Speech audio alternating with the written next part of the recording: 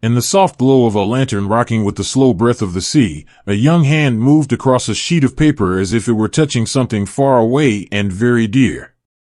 The ship creaked gently around him, the way old wood and steel always speak to each other in the night. Outside the narrow porthole the water was dark and endless, but here between the bunks the world had grown small and warm. He wrote to his wife in careful lines, pausing now and then to listen to the distant sound of waves against the hull. He told her the sky had been the same soft color as the dress she wore on their last Sunday together. He told her he had kept the small photograph she sent in the pocket closest to his heart, and that sometimes, when the wind was quiet, he could almost hear her humming the lullaby she had already begun to sing to the child who was not yet born. He did not write about the way the men around him had grown quieter in recent days, or how the horizon seemed to hold questions he could not name. Instead he wrote, "Keep the porch light burning for me when the evenings grow long. I will find my way back to it, one way or another." Then he folded the page slowly, smoothing each crease with his thumb as though he could press the words deeper into the paper so they would travel safely. A little way along the same passageway, where the air carried the faint smell of coffee and salt, an older man sat with his back resting against the cool metal wall.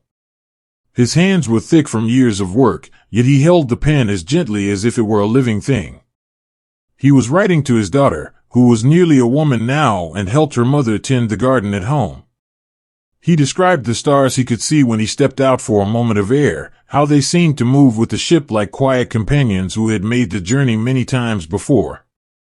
He asked her to water the tomatoes with extra care this season and to remind her mother that the blue scarf she had knitted still kept the night chill from his neck during the long watches. He did not speak of the weight that sometimes settled in his chest when he looked at the younger faces around him, or of the small prayer he offered each evening that he might one day walk beside her on a sunlit path. He simply ended the letter with, "Your old father is proud of the steady heart you carry. Mind your mother, and know that every mile this ship travels, I carry both of you with me in the quietest part of my thoughts." Further forward, near the place where the night watch changed, two friends shared a narrow bench and the last of a small pool of light. One of them had already filled several pages, but the other kept starting and stopping, the paper growing soft from the warmth of his hand. Without speaking, the first man slid his finished letter across and pointed to a line with a small, understanding smile. "Tell her about the morning the big wave came over the rail and soaked your boots clean through," he whispered. "She will laugh when she reads it, and that laugh will travel all the way back across the water to you." The second man nodded, his shoulders easing. He borrowed the story, added a few of his own quiet words, and for a little while the only sounds were the soft scratch of the pen and the steady, breathing rhythm of the ship moving through the dark. These were the small kindnesses that lived between the lines of every letter being written that night. A shared pen when one ran dry. A cup of tea left cooling beside a writer who had lost track of the hour. A gentle word offered when the right sentence would not come. Across the fleet the same gentle work was unfolding in dozens of dim corners. Men who would soon move into waters none of them had ever crossed before first turned their attention to the people waiting on distant shores. They wrote of missing the sound of a child's bare feet on a wooden floor, the warmth of a hand. Slipped into theirs at the end of a long day, the ordinary evening meal that now felt like the greatest treasure in the world. They wrote of duty, but they wrote of it softly, as something that must be done so those ordinary days could one day return unchanged. One young mechanic, still carrying the roundness of boyhood in his face, sat cross-legged on his bunk and drew a small picture at the bottom of his page. It was only a rough outline of a ship and a heart floating above the waves, but he knew his little sister would understand. She had once sent him a drawing of their old dog, and he had carried it until the edges grew soft as cloth.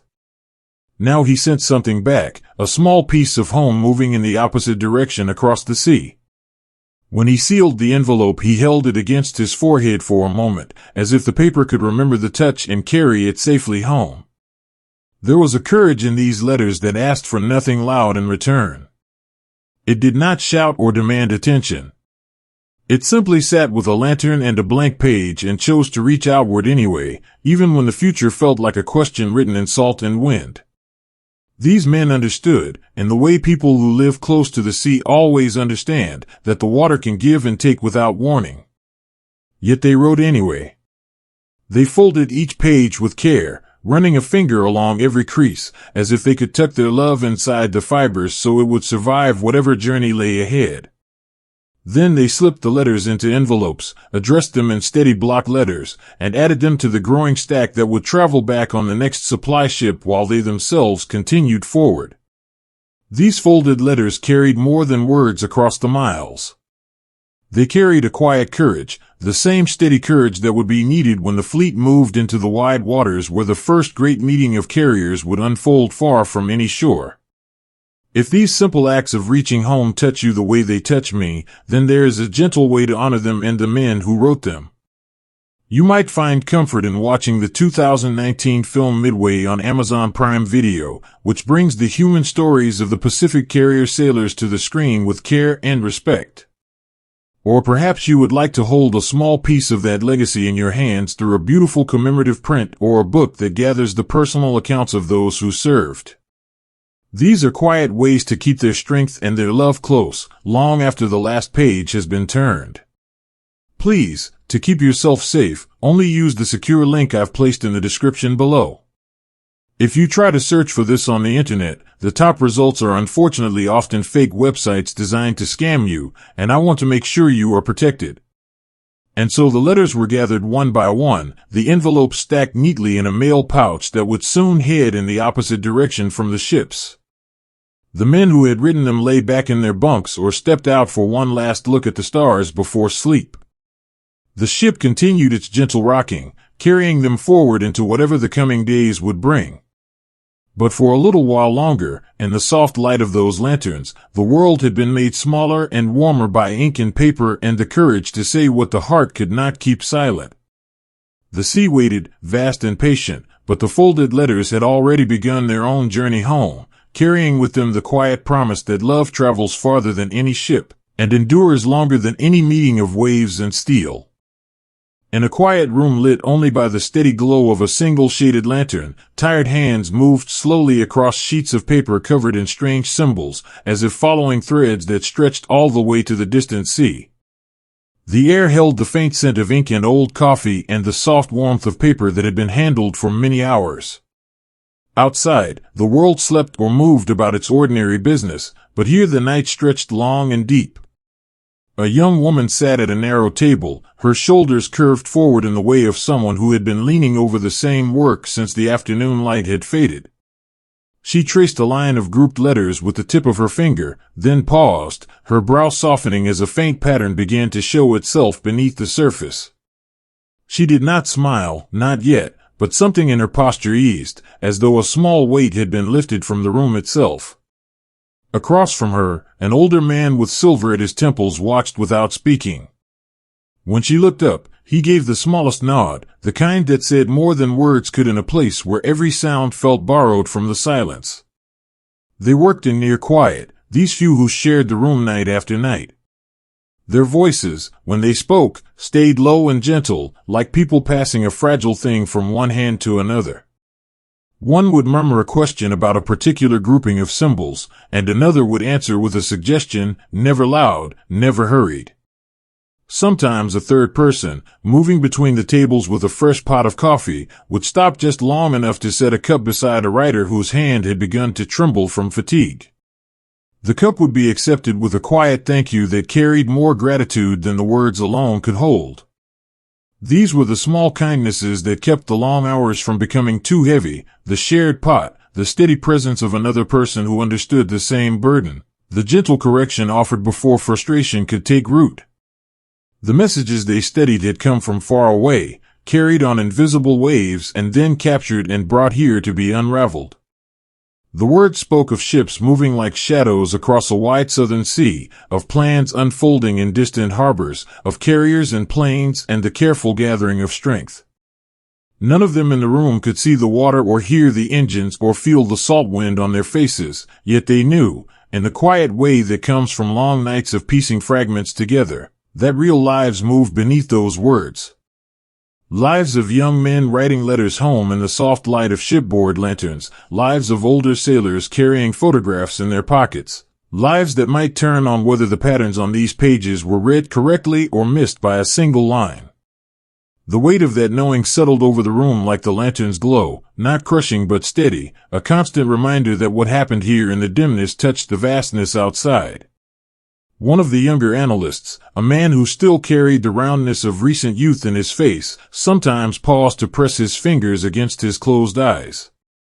In those moments he thought of his brother, who had shipped out months earlier and whose last letter had arrived folded neatly in an envelope that still smelled faintly of the sea. He could not write back with any detail of what he did each night, could not say that every solved grouping might help keep that same brother safer on whatever waters he now sailed. Instead, he carried the letter in his own pocket, the paper growing soft from being opened and read again in the quiet moments between shifts. When the patterns grew stubborn and the hours stretched thin, he would touch the folded edge and remember that somewhere under the same stars his brother was moving forward, trusting that people like him were watching over the unseen parts of the journey. Across the table, a woman with ink-stained fingers worked with the patient focus of someone who had learned long ago that haste only tangled the threads further.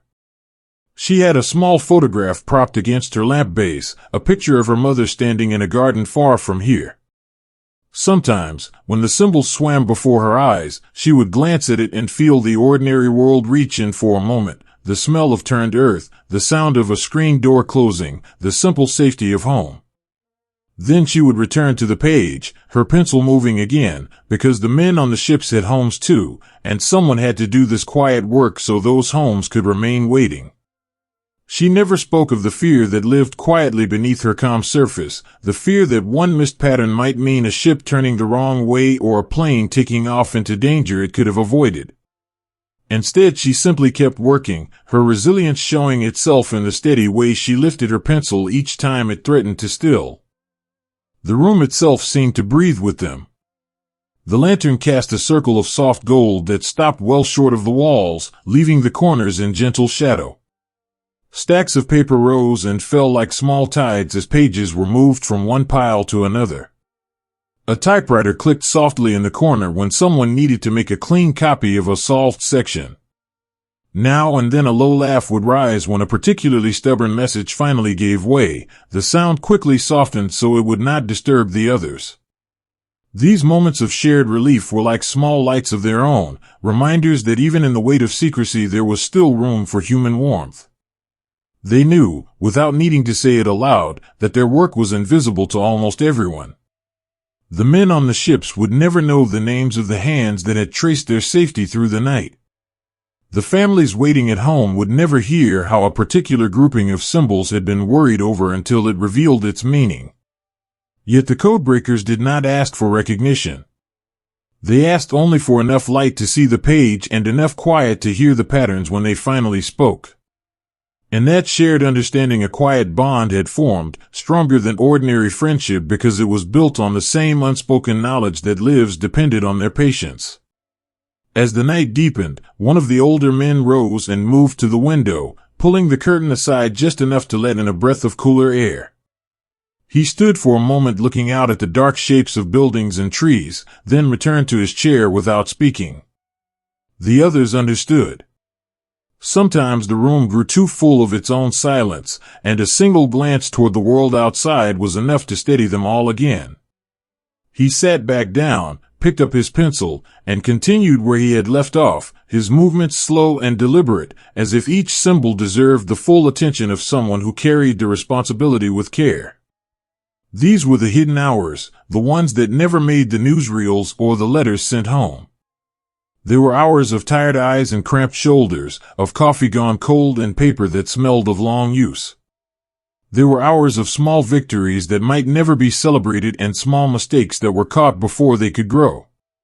And through it all ran the steady thread of quiet courage, the courage to keep looking even when the patterns refused to show themselves, the courage to trust one another with the fragments of knowledge that could not be spoken outside these walls, the courage to carry the weight of other people's lives without ever being able to explain why the nights felt so long.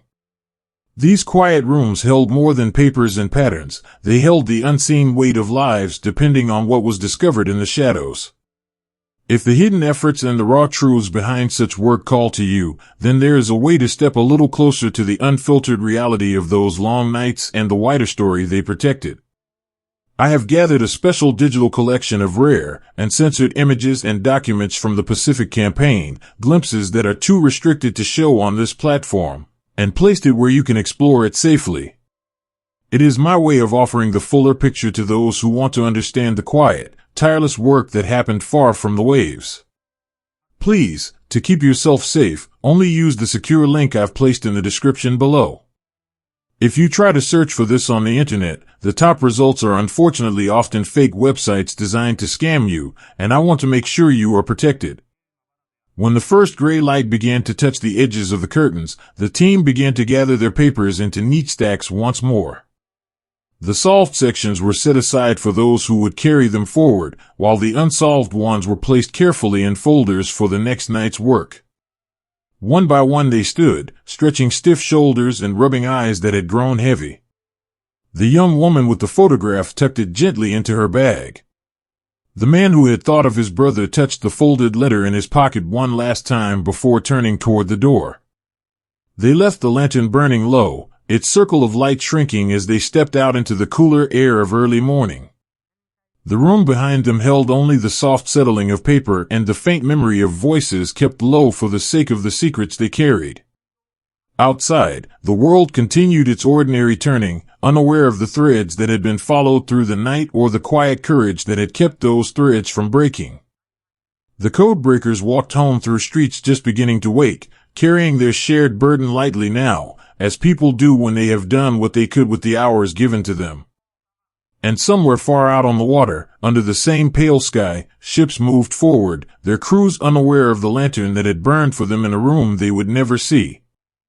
On the white steel decks that rose and fell with the breathing of the sea, footsteps moved in steady rhythms, as if the ordinary work of the day could hold back the questions that lived quietly in every heart. The ships carried their men forward through waters that grew wider with each passing hour, yet on board the world remained small and familiar. In the early light, when the sky was still the color of pale silk, sailors moved along the decks with the unhurried pace of those who had done the same tasks many times before. One man carried a bucket of soapy water and a stiff brush, kneeling to scrub a section of deck until the metal shone. Another walked the length of the flight deck with a clipboard, checking the tie-downs on the aircraft that rested there like sleeping birds. Their boots made soft sounds against the steel, a steady music that mixed with the low murmur of the engines far below and the endless whisper of water against the hull. In the mess hall the air was warm and smelled of coffee and fresh bread.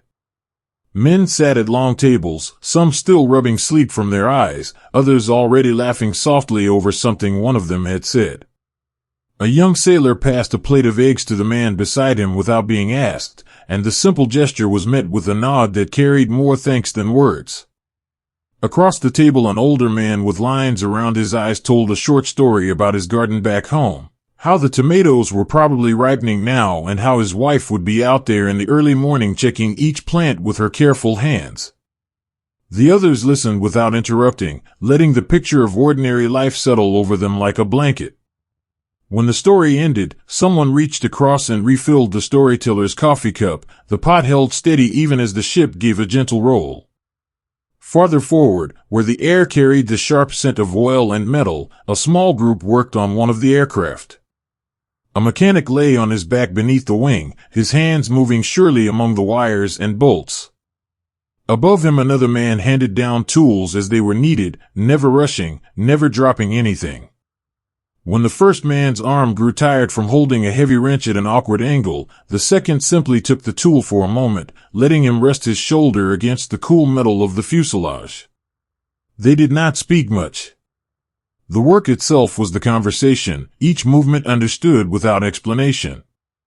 When the task was finished they stood together for a moment, wiping their hands on the same rag, and one offered the other a cigarette from a crumpled pack. They lit them in the shelter of the wing, the small flames protected from the wind by cupped hands, and stood smoking in companionable silence while the sea stretched empty all around them. On the bridge, the watch changed with the same quiet order. The man coming off duty passed his binoculars to the one taking his place, along with a few low words about what he had seen on the horizon during his hours. Nothing unusual, just the same wide water and the same sky. Yet the simple act of handing over the glasses carried the weight of trust, the knowledge that another pair of eyes would now guard the same stretch of ocean. Below decks in the narrow passageways, men moved past one another with the easy grace of those who had learned to share tight spaces. A sailor carrying a stack of clean towels stepped aside to let a cook balancing a tray of bread go first. Neither spoke, but both gave the small smile that said they understood the day's work was the same for everyone, whether it happened in the galley or on the open deck. Letters arrived with the mail pouch that came across from a smaller ship riding alongside. The men gathered in small groups when their names were called, some tearing the envelopes open right there on the deck, others tucking them away to read in private later. One young man sat on a coil of rope near the rail and opened his letter slowly, as if the paper itself were something precious. His eyes moved down the page, and for a little while the noise of the ship faded around him. He read about his mother's garden, about the neighbor's dog that still waited at the gate every evening, about the way the light fell through the kitchen window in the late afternoon. When he finished, he folded the letter carefully along its original creases and slipped it into his shirt pocket, close to his heart. Later, during a quiet moment between tasks, he would take out his own paper and pen and write back, telling her about the steady roll of the ship and the way the stars looked brighter out here than they ever had at home. The small kindnesses appeared without announcement. A man who had finished his own meal carried an extra cup of soup to a shipmate who was still working on a stubborn piece of equipment. Another, noticing that a younger sailor's hands were raw from handling rough rope, passed him a small tin of salve without comment. In the evening, when the light began to soften, a group gathered near the fantail to listen to one of the older men play a harmonica. The music was simple, a tune that everyone knew, and after a while a few voices joined in, low and a little rough, carrying the melody out over the water. No one sang loudly. The song was not for performance but for the comfort of hearing familiar notes rise and fall together. Private fears lived quietly behind the eyes of many. A pilot sitting on the edge of his bunk turned a photograph of his wife over and over in his hands, not speaking of the question that sometimes woke him in the middle of the night. An older chief petty officer stood at the rail during a rare moment alone and watched the wake spreading behind the ship, his thoughts on the son who had shipped out on another vessel months earlier. He did not voice the worry that lived in the back of his mind, the worry that the wide ocean might ask more of them than any of them had yet imagined. Instead, he simply stayed at his post, doing the work that needed doing, his quiet resilience showing itself in the steady way he answered every question and checked every detail. These daily rhythms created a gentle armor around the men. The footsteps on steel, the shared meals, the small jokes passed between shifts, the letters read and written, the hands that reached out to help without being asked, all of it wove together into something stronger than any single person could carry alone. The ships moved forward through the southern seas, carrying the fleet toward waters where great carriers from both sides were even now drawing closer, though none of the men on deck spoke of that directly. They spoke instead of home, of the next meal, of the way the light changed over the water at dusk. They kept the ordinary alive because the ordinary was what they had, and because keeping it alive helped them face whatever might come next. These steady footsteps on steel decks, the small kindnesses shared between men who knew the sea could ask much of them, carried a quiet strength that asked for nothing in return. If the gentle courage found in these ordinary days at sea touches you the way it touches me, then there is a simple way to help keep stories like these alive. You can leave a small tip, as little as $1, on Ko-Fi to support the long hours of careful research and gentle telling that go into bringing these human moments out of the past. Every bit helps more than you might know. Please, to keep yourself safe, only use the secure link I've placed in the description below.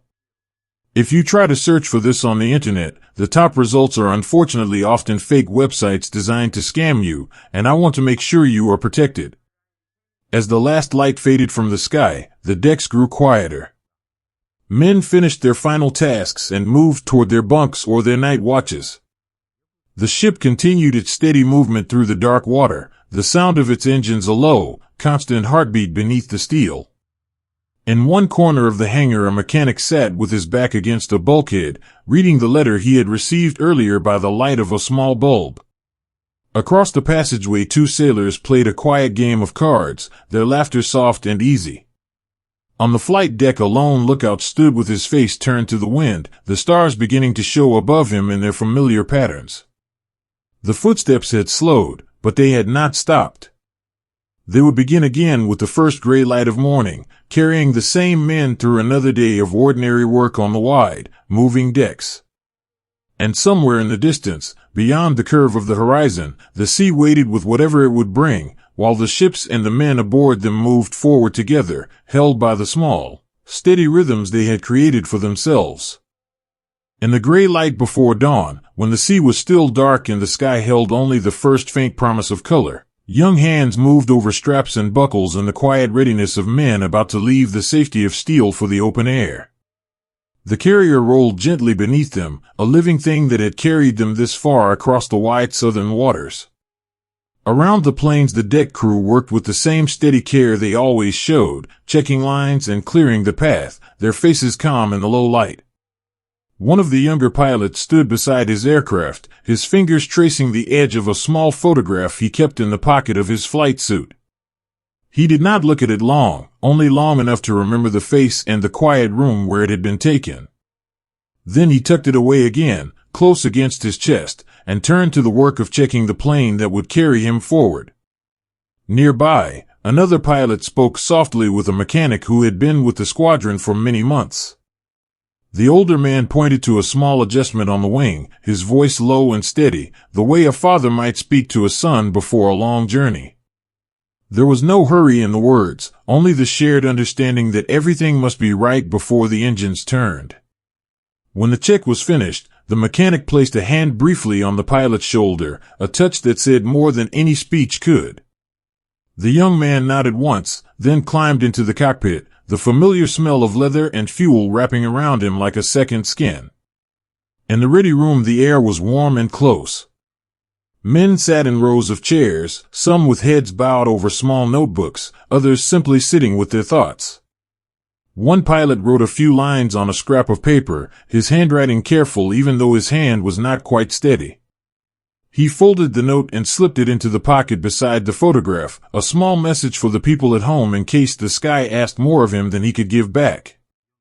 Across the aisle an older pilot, one who had flown many times before, leaned over and spoke quietly to the man beside him.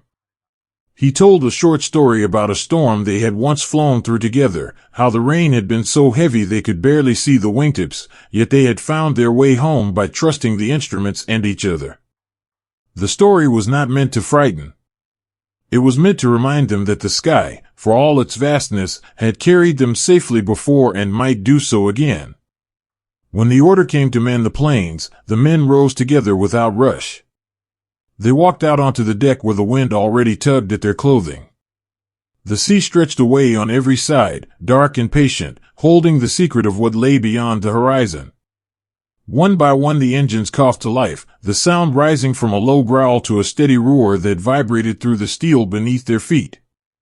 The deck crew moved with practiced grace, guiding each plane into position, their hands raised in signals that needed no words. A young sailor, barely more than a boy, stood near the edge of the deck and watched the first plane begin its run. His job was to help clear the way, but for a moment his eyes followed the aircraft as it gathered speed, and something in his face showed the same mix of hope and worry that lived in the pilots themselves. The first plane lifted from the deck and climbed into the pale sky. From the cockpit the world below looked small and far away, the carrier shrinking until it was only a moving patch of gray on the water.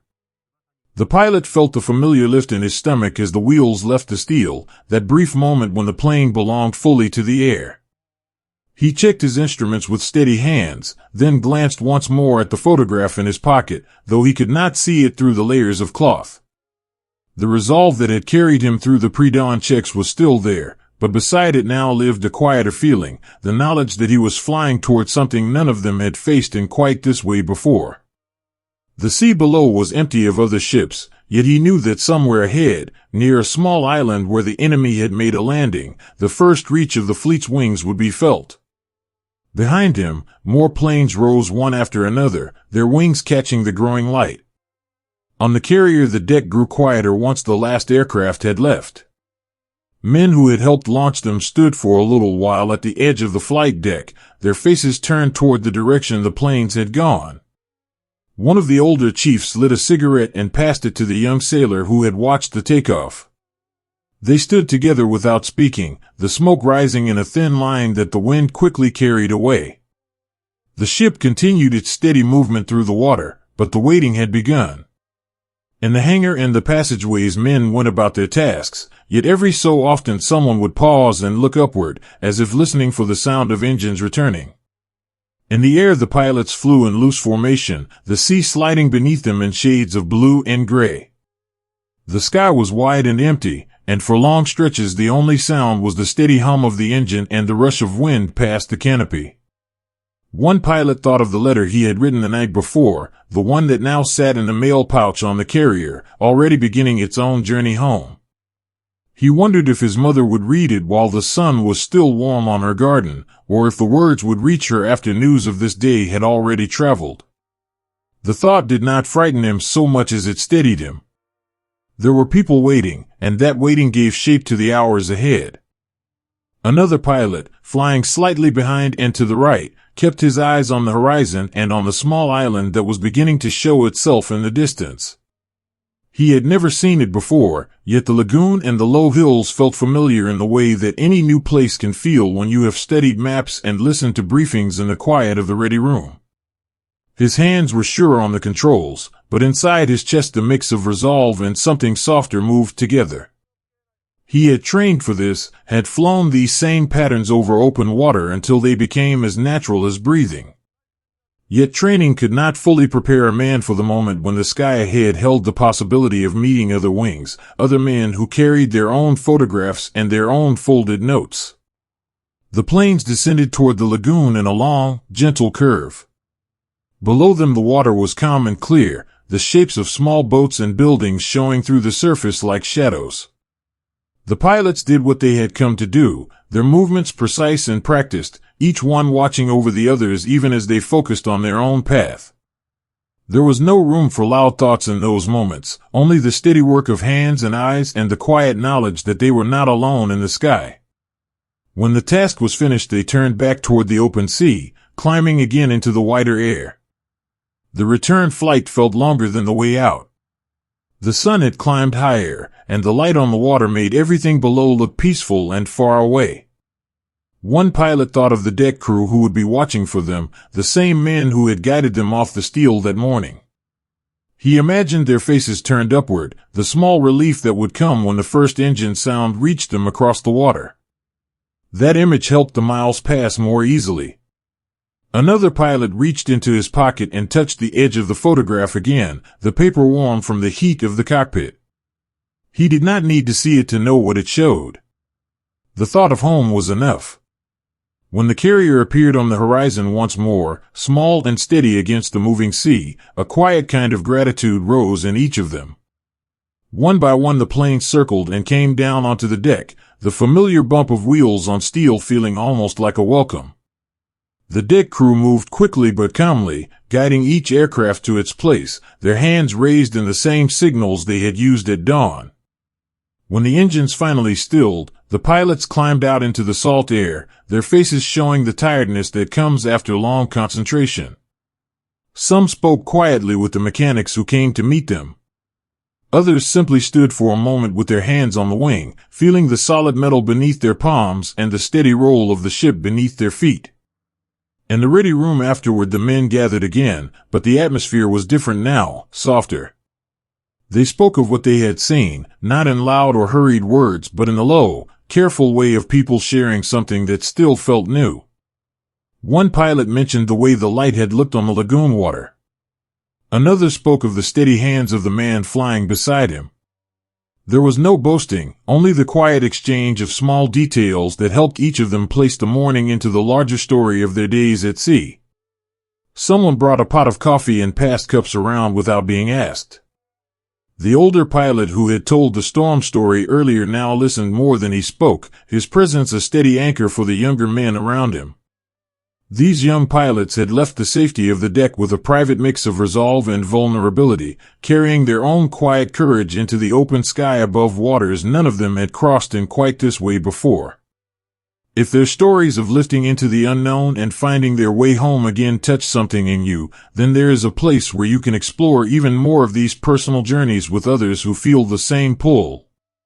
On Patreon you will find free bonus podcasts that go deeper into the quiet moments of these carrier days, along with raw and unblurred video sections that show the human side of the Pacific story, and a welcoming community of fellow history lovers who gather to share what moves them.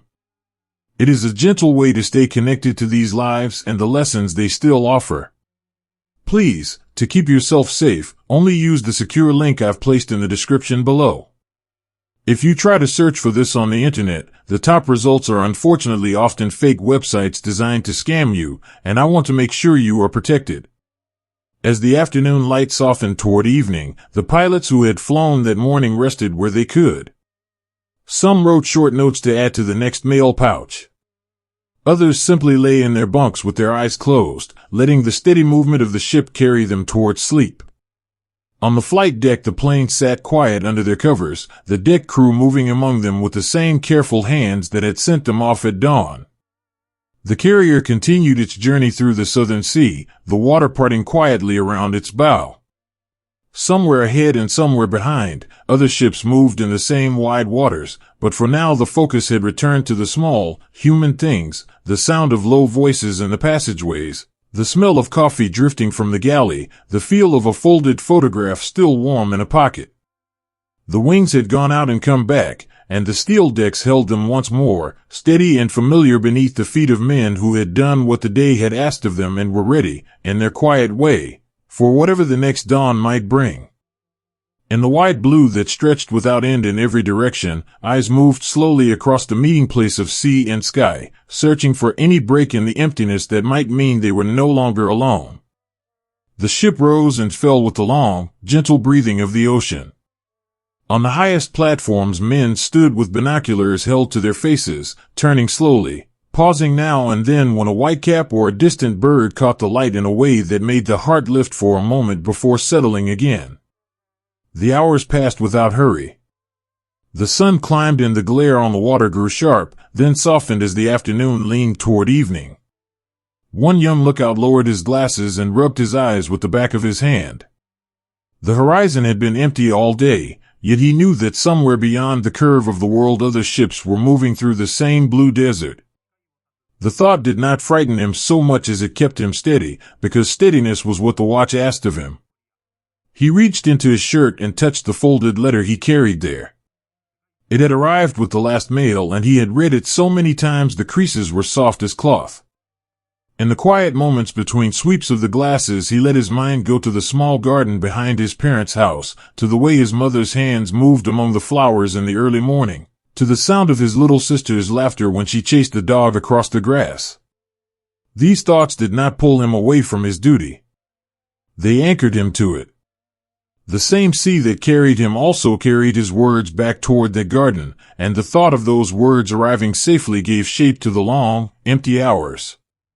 A little farther along the same platform an older man stood with his own glasses.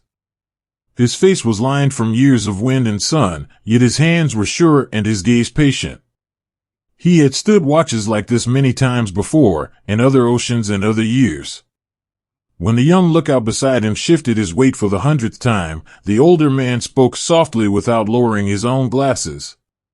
"The sea shows what it wants to show," he said. "We only have to keep looking." The words were simple, but they carried the weight of experience, and the younger man felt something in his shoulders ease. He raised his glasses again and continued the slow turn.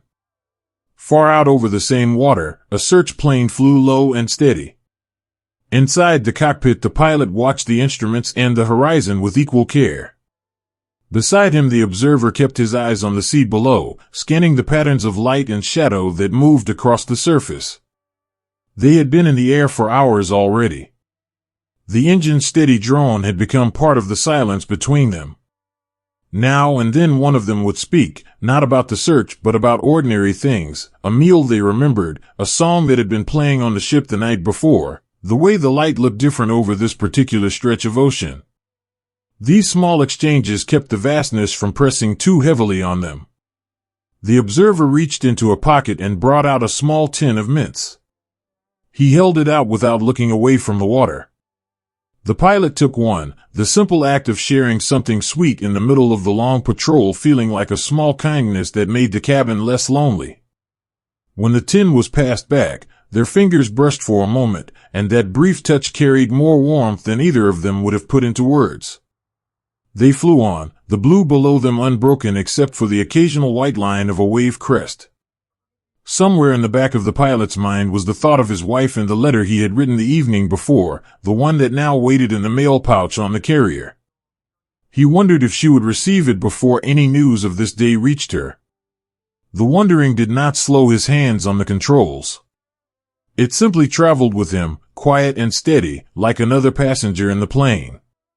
On the ship the watch continued through the changing light. When the sun began to lower, the colors on the water grew softer, turning from hard blue to deeper shades that made the horizon harder to read. The young lookout felt the tiredness settle behind his eyes, yet he did not look away. A shipmate from the galley brought a thermos of coffee and 2 mugs, setting them down without speaking and then moving on to the next watch station. The older man poured for both of them. They drank in silence, the warmth of the cup in their hands a small comfort against the cooling wind. When the coffee was gone, the older man took the empty mugs and the thermos and carried them back inside, leaving the younger man with the quiet knowledge that someone had thought of him during the long hours. In the plane the light began to change as well. The observer rubbed his own eyes and shifted in his seat. The pilot glanced over once, a quick look that asked without words if he was all right. The observer nodded and returned to his scanning. They had seen nothing all day but water and sky and the occasional distant bird, yet neither of them spoke of disappointment or relief. The work was the work, whether the sea gave up its secrets or kept them hidden a little longer. When the plane finally turned back toward the carrier, the pilot felt the familiar pull of home, even though home at that moment was only a moving deck of steel somewhere ahead in the gathering dusk. The return to the ship was quiet. The plane came down gently onto the deck, the wheels meeting the steel with a soft bump that traveled through the whole aircraft. The crew climbed out into the salt air, their faces showing the tiredness that comes from long concentration. A mechanic met them with a quiet word and a hand on the pilot's shoulder, the same steady touch that had been given that morning before takeoff. They walked together toward the hangar, not speaking much, letting the ordinary sounds of the ship, voices in the passageway, the clink of tools, the low hum of the engines, wrap around them like a familiar blanket. On the bridge and on the lookout platforms the watches changed with the same unhurried care. The man who had stood through the long afternoon passed his glasses to the one coming on duty. He spoke a few low words about the light and the way the waves had been running, then stepped away to find his own rest. In the ready room and the mess, men who had flown or stood watch moved through the evening routines. Someone had saved an extra portion of bread for a shipmate still on duty. Another had written a short note and left it on a bunk for a friend who would read it later. These small acts wove through the ship like quiet threads, holding the long day together. The search across the blue desert continued through the night in the minds of those who rested and in the eyes of those who still watched. The sea remained vast and mostly empty, yet it was no longer quite so featureless. Every whitecap that caught the moonlight, every shadow that moved across the water, was seen and considered by someone whose only task was to keep looking. The letters that traveled with the men, folded in pockets or tucked into bunks, carried the ordinary love that made the patient hours possible. A photograph of a child, a pressed flower from a garden, a few lines written in a familiar hand, these small things traveled with the watchers and the flyers. reminding them that somewhere beyond the horizon there were people waiting, and that the steady work of searching helped keep the way open between those two worlds. The long, patient hours of searching the empty ocean carried within them unseen threads that connected every lookout and every pilot to something larger than any single watch. If those quiet hours and the hidden work behind the searching speak to you, then there is a gentle way to step further into the forgotten corners of the story. I would be honored to send you my free ebook, The Shadow War, 5 Top Secret Operations That Shaped World War II, along with weekly deep dives into the hidden heroes and quiet facts that rarely reach the surface. You can sign up for the newsletter through the link in the description, and each message will arrive like a small lantern in the dark, carrying stories that deserve to be remembered. Please, to keep yourself safe, only use the secure link I've placed in the description below. If you try to search for this on the internet, the top results are unfortunately often fake websites designed to scam you, and I want to make sure you are protected. As the night deepened, the ship continued its steady movement through the dark water. On the highest platforms, new eyes took up the watch, turning slowly beneath the stars. In the hangars, the search planes rested, their wings folded like sleeping birds. Men wrote letters by the light of small lamps or simply lay in their bunks listening to the creak of the hull and the distant sound of waves. The blue desert outside remained vast and patient, holding its secrets until it chose to reveal them. Yet inside the ship, the ordinary life of duty and small kindnesses continued without pause, sustained by the quiet knowledge that every pair of eyes on the horizon and every plane that flew out over the water was part of a larger, unseen weaving. The men who searched did not know when the emptiness would break or what they would find when it did. They only knew that they would keep looking, one slow turn of the glasses at a time, one long patrol after another, carrying their letters and their thoughts of home with them across the moving blue. And in that patient looking there lived a form of courage that asked for no witness and no reward, only the steady willingness to keep the watch until the sea, in its own time, decided to speak. In the white sky above the southern sea, a group of planes flew through the early light when the horizon suddenly offered a shape that had not been there moments before. The sea below was still dark in places, the water holding the last shadows of night. The pilots in their cockpits felt the familiar vibration of the engines and the steady rush of air past the wings. They had been searching for hours, eyes moving across the empty blue in the same patient way the lookouts on the ships below them searched. One pilot, younger than most, tightened his grip on the control stick as the shape grew clearer. It was a ship, and around it smaller shapes moved like attendants. For a long moment no one spoke over the radio. The discovery settled into each of them quietly, like a stone dropped into still water. In the lead plane the pilot felt a mix of things rise at once. There was the sharp focus that came when training met the moment it had prepared for. There was also something softer, a private awareness that what they did next would touch lives they would never meet. He thought of the letter he had written the evening before and left in the mail pouch on the carrier. The words had been simple, a description of the sky at dusk and a promise to keep writing whenever he could. Now those words felt very far away.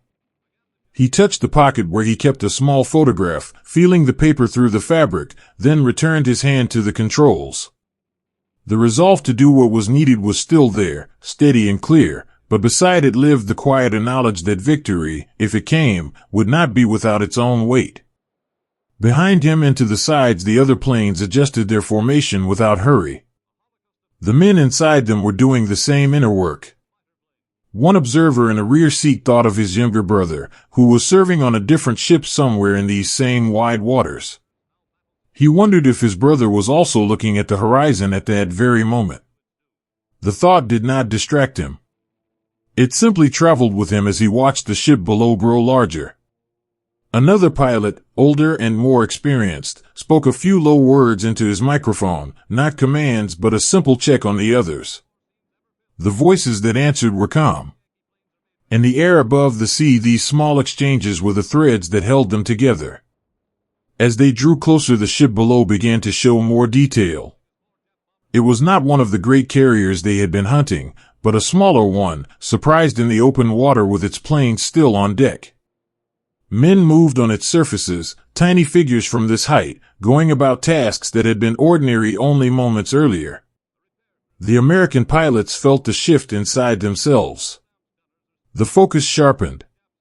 Each man knew what was asked of him now. Yet even in that sharpening there remained a quiet space where the human cost of the moment lived. They had not come here seeking this particular ship, but the sea had placed it in their path, and the path had to be followed. The attack unfolded with the practiced movements of men who had trained together for many months. From the cockpits the world narrowed to the ship, the angle of approach, the steady hands on controls. There was no room for loud thoughts. Only the work. One pilot felt his breath slow as he lined up his run. Another, watching from slightly higher, saw the first signs of movement on the deck below and felt a brief, private sorrow for the surprise that had been taken from those men. It passed quickly, replaced by the need to finish what had begun. When the moment came, each plane did what it had come to do. The sea around the ship changed. Smoke began to rise, first thin and white, then darker and thicker as it climbed into the morning air. From the American carriers far away, lookouts and crew members watched the distant column of smoke through their own glasses. The word had already passed through the ship that the search planes had found something. Now the smoke confirmed it. Men stood in small groups on the flight deck and on the bridges, their faces turned in the same direction. No one cheered. The silence that settled over them was not empty. It held the weight of knowing that somewhere across the water other men were facing the same sudden change in their day. A young sailor who had helped launch the planes that morning stood with his hands resting on the rail.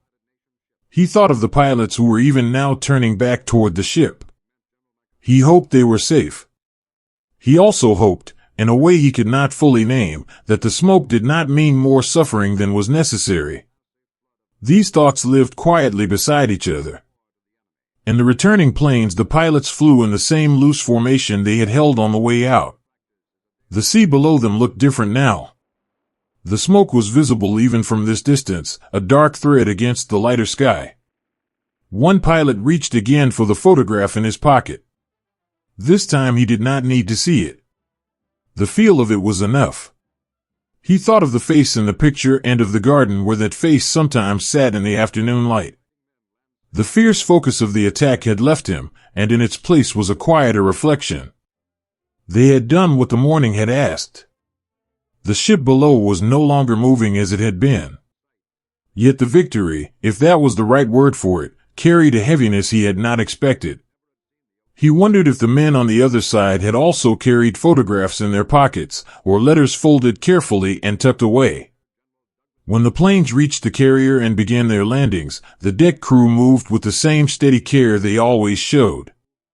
One by one the aircraft touched down and were guided to their places. The pilots climbed out into the salt air.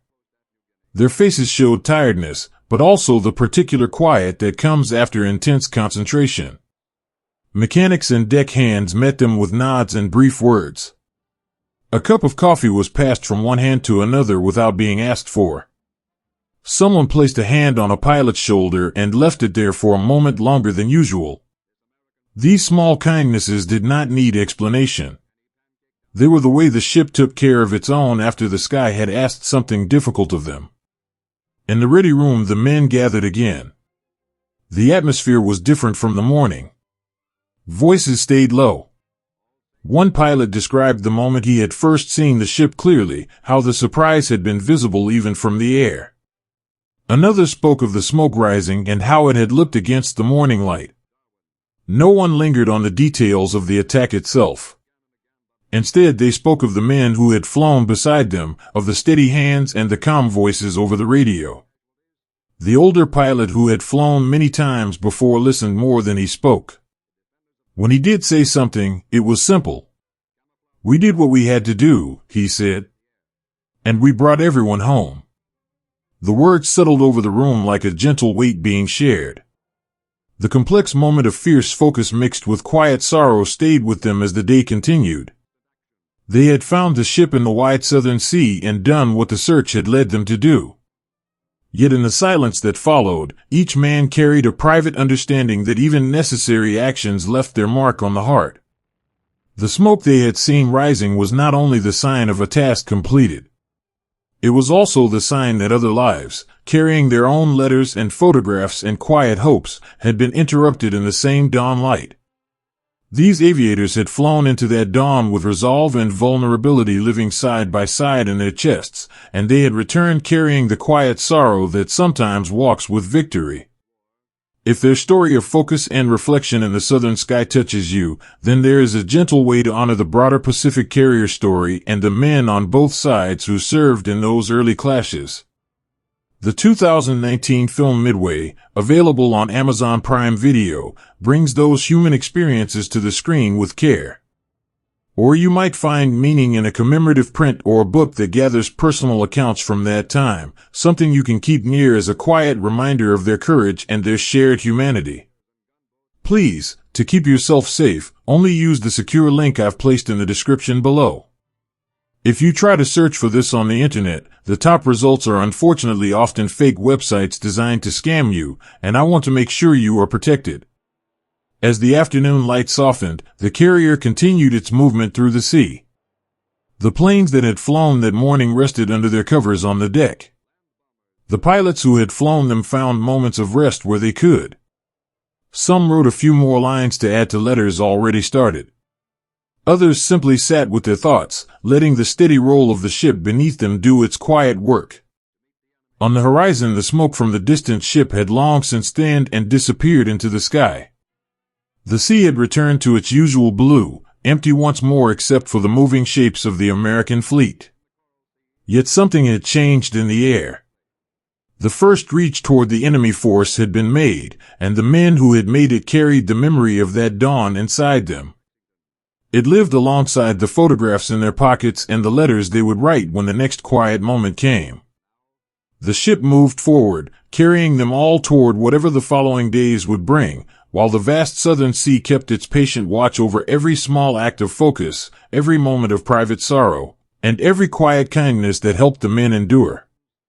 The oiler moved steadily through the wide southern sea, its wake spreading quietly behind it like a long, gentle ribbon across the blue. The day had begun in the same unhurried way most days did on the ship. Men went about their work with the familiar rhythm of those who had crossed many miles together. In the galley, a cook wiped his hands on a cloth and passed an extra piece of bread to a young sailor who had come in early for his watch. The sailor accepted it with a small nod and a quiet word of thanks. They did not speak of the distance they had traveled or the uncertainty that lived somewhere ahead. Instead, they spoke of the bread, how it had turned out better than usual that morning, and of the way the light fell across the water when the sun was still low. In a narrow passageway, another man paused beside a bunk where a shipmate rested between duties. He placed a folded letter on the blanket, one that had arrived with the last mail pouch. "It came for you yesterday," he said softly. "Thought you might want it before you go back on deck." The man on the bunk sat up slowly and took the letter, running his thumb along the edge as if the paper itself carried something steadying. He did not open it right away. He simply held it for a moment, feeling the familiar weight of words from home. These small gestures moved through the ship like quiet threads, holding the ordinary day together. The sea around them was calm. The oiler and the smaller ship that traveled with her as escort moved in easy company, their wakes crossing now and then in gentle patterns. Lookouts stood their watches with the same patient attention they always gave. One young man on the escort scanned the horizon in slow sweeps, his mind drifting between the duty in front of him and the thought of a garden back home where his mother tended flowers each morning. He carried a small photograph in his pocket, the edges softened from being touched so often. When the sea was this quiet, it was easy to let the mind wander to such things. The change came without warning. In the sky above, shapes appeared that had not been there before. The sound reached the ships first, a low, growing hum that did not belong to the familiar engines below deck. Men on watch lifted their eyes. For a brief moment the day still felt ordinary, as if the hum might pass like a distant storm that would never quite arrive. Then the shapes grew clearer, and the air itself seemed to shift.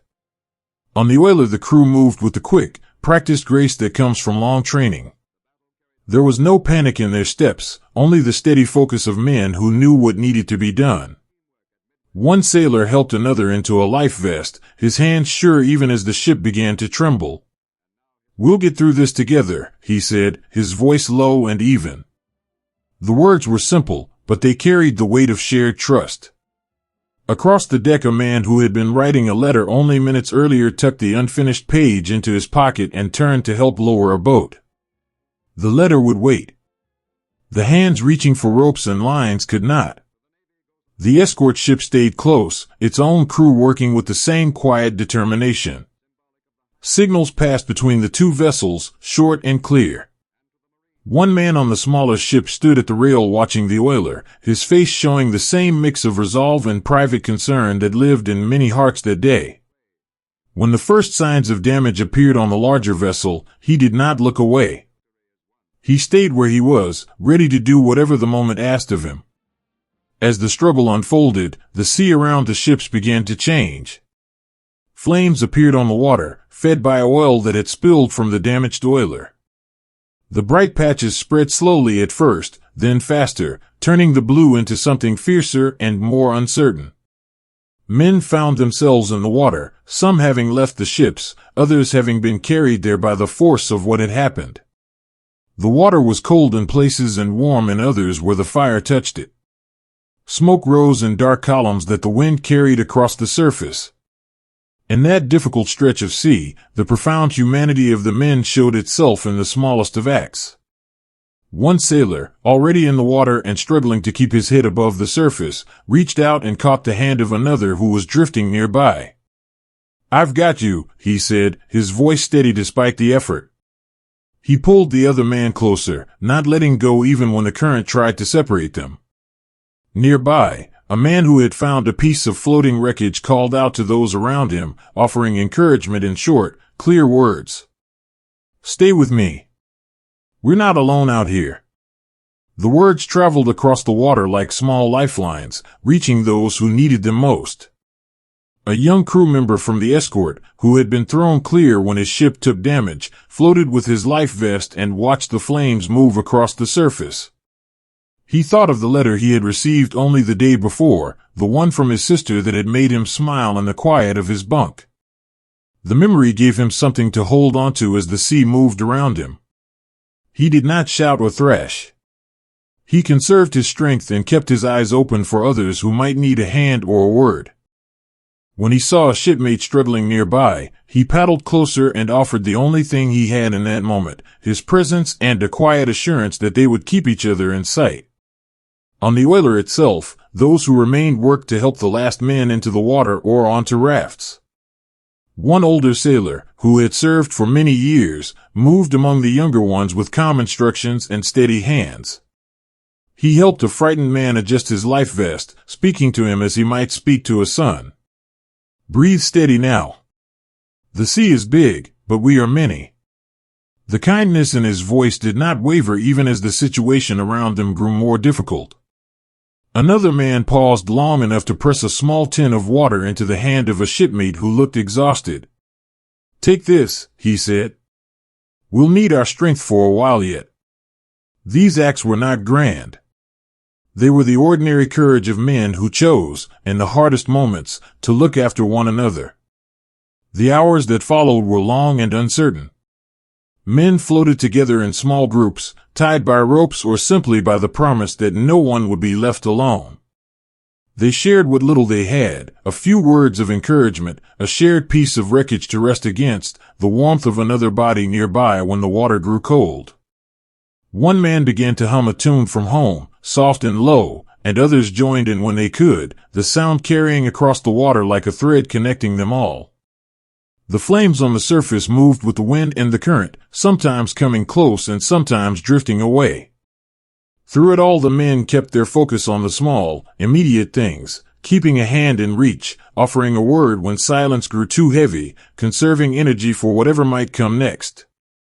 Rescue came eventually, small boats from the escort and from other ships that had turned toward the smoke. The men in the water were pulled aboard one by one, their faces showing exhaustion but also a quiet relief that came from having endured together. On the boats, hands reached out to help others over the sides. Blankets were passed, and quiet words of welcome were spoken. A young sailor who had been in the water for many hours was helped to sit and given a sip of water. The man who gave it to him stayed nearby, not speaking much but simply being present until the shivering eased. These small kindnesses continued as the boats made their way back toward the larger vessels that waited. In the days that followed, the men who had lived through those hours spoke little of the fire and the water. Instead, they spoke of the hands that had reached for them, the voices that had called out encouragement, the steady presence of shipmates who had refused to let anyone face the sea alone. The letters they carried in their pockets or in their thoughts had not changed, but the way they held them felt different now. The words from home had become even more precious because they had been tested against something vast and uncertain. The quiet resilience that had carried them through the water stayed with them as they returned to their duties, showing itself in the way they helped one another with ordinary tasks and in the gentle way they spoke of what had happened. These selfless acts of survival and the raw human struggle in the burning water revealed something enduring about the men who faced it. If their story of reaching for one another in the hardest moments touches you, then there is a way to see more of the unfiltered truth behind such experiences. I have gathered a special digital collection of rare, uncensored images and footage from the Pacific War, moments too restricted to show on this platform, and placed it where those who wish to understand the full human reality can explore it safely. Please, to keep yourself safe, only use the secure link I've placed in the description below. If you try to search for this on the internet, the top results are unfortunately often fake websites designed to scam you, and I want to make sure you are protected. As the boats returned and the survivors were brought aboard the ships that had come for them, the sea began to settle once more.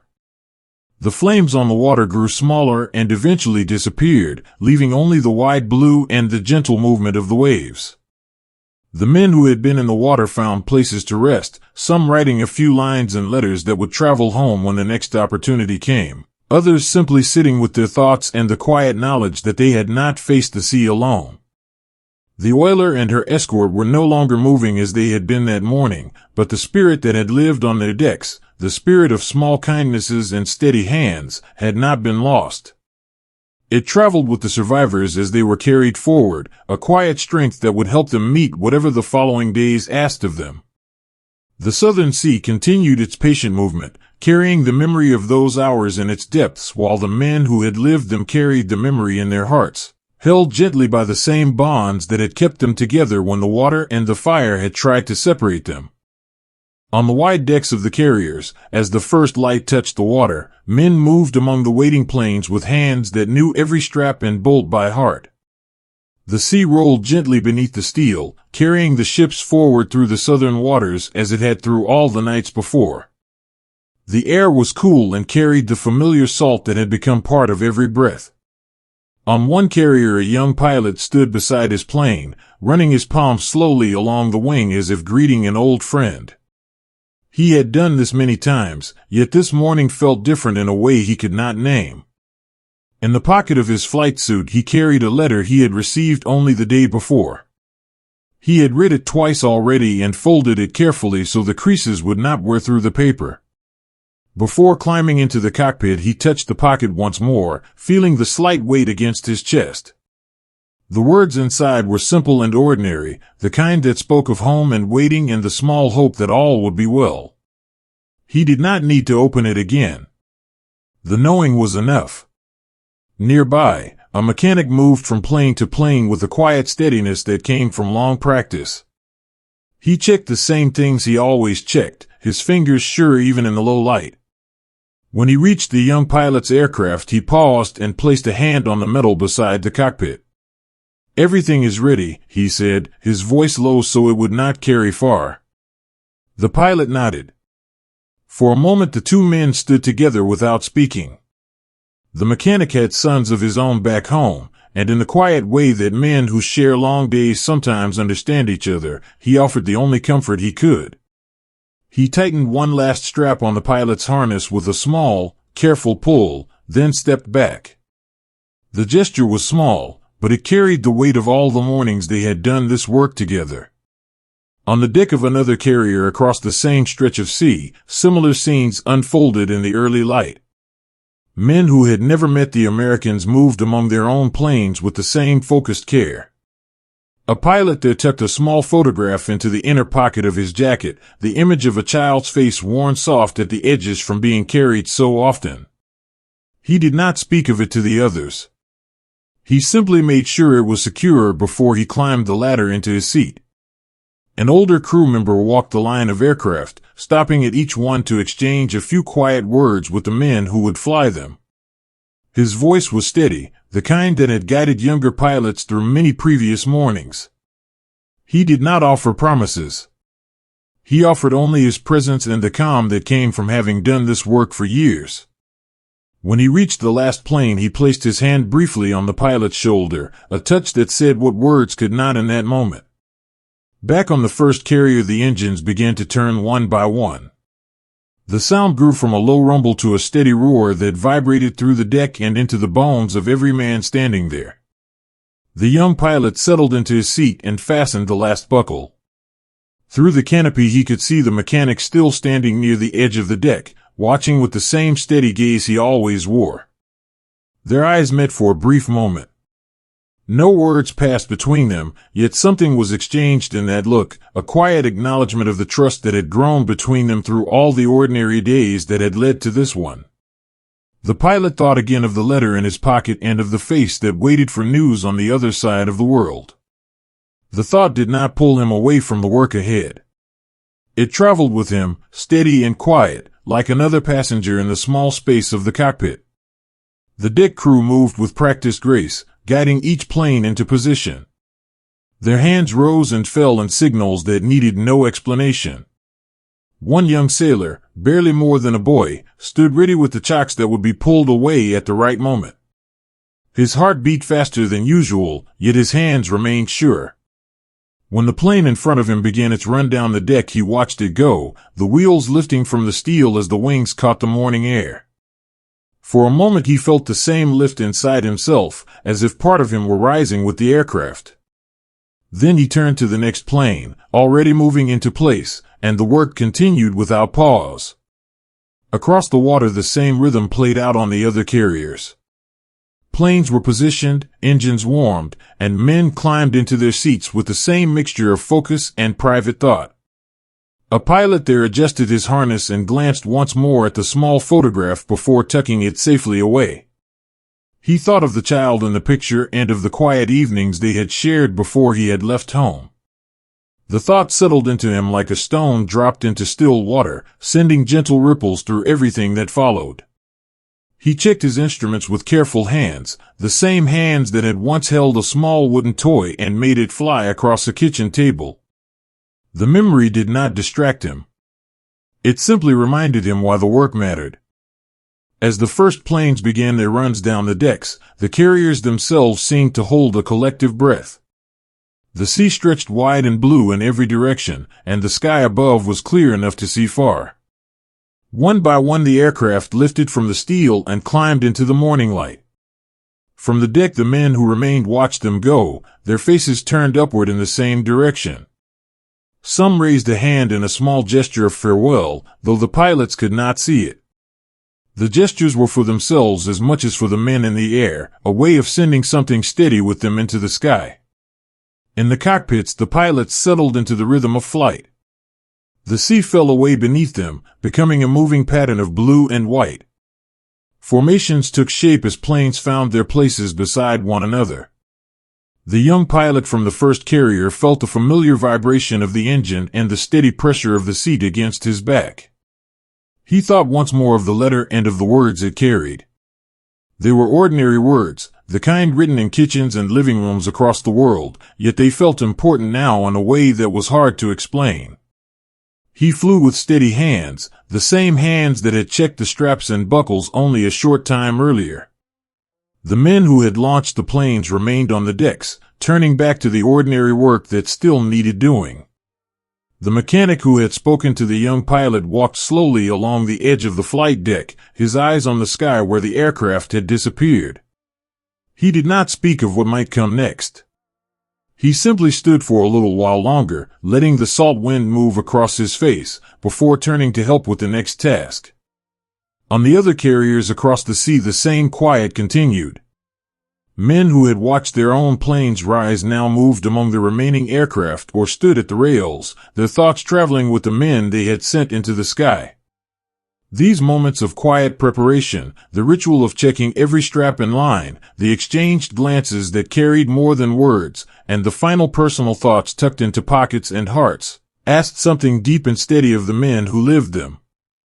If the dedication it takes to remember and gently tell these ordinary yet profound acts of courage moves you, then there is a simple way to help keep such stories alive for others. You can leave a small tip, as little as $1, on Ko-Fi to support the long hours of careful research and quiet crafting that go into bringing these human moments out of the past and into the present. Every contribution helps more than you might know. Please, to keep yourself safe, only use the secure link I've placed in the description below. If you try to search for this on the internet, the top results are unfortunately often fake websites designed to scam you, and I want to make sure you are protected. As the planes flew farther from the carriers, the sea below them continued its steady movement, carrying the ships forward through the same wide waters. The men who remained on deck returned to their work with the same unhurried care they had shown before the engine started. Some wrote a few lines and letters of their own, adding a sentence or two about the morning light and the way the planes had lifted so cleanly into the sky. Others simply stood for a moment longer at the rail, watching the horizon where the aircraft had gone. The carriers themselves moved on, their wake spreading quietly behind them, while the men who had launched the planes carried the memory of those final looks and touches with them through the rest of the day. The sky above remained clear and wide, and somewhere in that sky the pilots flew with the quiet weight of home carried safely in their pockets and their thoughts. Steady hands on the controls and steady hearts beneath the harnesses that had been checked one last time before the decks fell away beneath them. Deep within the great steel hull, where the light from above could not reach, men moved through corridors filled with smoke, their hands steady on tools and on each other. The ship had been struck from the sky, and now the damage lived inside her like an unseen guest that would not leave. Yet the men who knew her best did not turn away. They gathered in small groups in the dim passages and compartments, their faces marked by the soot that already clung to everything. One young sailor, his shirt damp from the first efforts to move water, passed a wrench to the man beside him without being asked. Their fingers brushed for a moment in the half-light, and the older man gave a small nod that carried more thanks than words could hold in that close space. They had worked together on this ship for many months, and the quiet understanding between them needed no explanation. Farther along the passageway, a chief petty officer stood with his back against the cool metal of a bulkhead, catching his breath after climbing from a lower level. Smoke drifted in thin layers around him, and the air tasted of metal and something sharper. He closed his eyes for only a second, long enough to picture the letter he kept in his locker, the one from his wife that spoke of their garden and the tomatoes that would soon be ready for picking. The image steadied him. When he opened his eyes again, he pushed away from the wall and moved toward the next compartment where voices called for help with a pump that had grown stubborn. His steps were unhurried, the same steady pace he used when walking the deck in calmer times. The ship was wounded, but she was still their home, and homes are not left while there is work that can be done. In a compartment where water had begun to gather at the ankles, a small team worked around a ruptured pipe. One man held a light while another fitted a temporary patch with careful hands. The light flickered now and then as smoke thickened, yet no one raised their voice. A younger sailor, new to the ship and still carrying the roundness of recent youth in his face, struggled for a moment with a heavy piece of equipment. Without speaking, the man beside him reached over and took part of the weight, sharing the burden until the piece was in place. Their breathing was loud in the enclosed space, but it was the breathing of men working together, not the quick sound of fear. When the patch held and the water slowed its rise, they stood for a moment in the dimness, the relief showing only in the slight easing of their shoulders. The ship continued to move beneath them, her engines still turning even as the damage spread. From deep inside, the men could feel the familiar vibration that had become as much a part of their days as the sound of their own footsteps. It comforted them in a way they rarely named aloud. One of the older hands paused in his work to rest a palm against the nearest bulkhead, as if checking the pulse of a living thing he had cared for through many long voyages. The metal was warm in places and cool in others, and he spoke to it softly under his breath, words that were part encouragement and part promise. Then he turned back to the task at hand, helping to rig another line to move water away from where it threatened to reach the electrical spaces. Small kindnesses appeared without announcement. A man who had been working near the fires came back with a damp cloth and passed it to a shipmate whose face was streaked with soot. The cloth was accepted with a quiet thank you that carried the weight of shared endurance. Another sailor, noticing that a younger man's hands were shaking from the effort of holding a heavy tool for too long, offered to take his place for a while. "Rest your arms a moment," he said, his voice calm and low. The younger man nodded and stepped back, leaning against the bulkhead while the other took up the work. These exchanges happened in the spaces between the louder sounds of pumps and tools, small islands of ordinary human care inside the larger struggle. Letters and thoughts of home traveled with many of the men even here, below the waterline. One sailor kept a small photograph in the breast pocket of his shirt, the image of his sister standing in front of their family home. He had not looked at it since the work began, but he knew it was there, and the knowing gave him something steady to hold onto when the smoke grew thick and the air grew harder to breathe. Another man, older and more experienced with damage like this, carried in his mind the memory of a letter he had written only the evening before, a few lines about the sea and the way the stars looked from the flight deck. He had not yet sent it. Now, as he worked to shore up a weakened door, he thought of those lines and of the people who would read them one day. The thought did not slow his hands.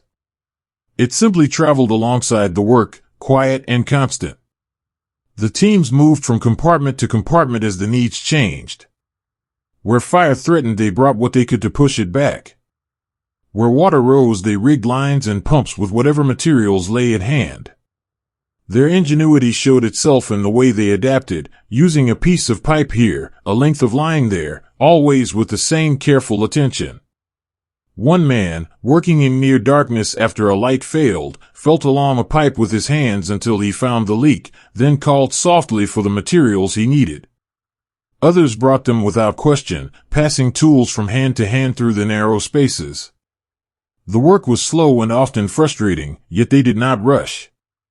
Rushing would only waste the strength they needed to keep going.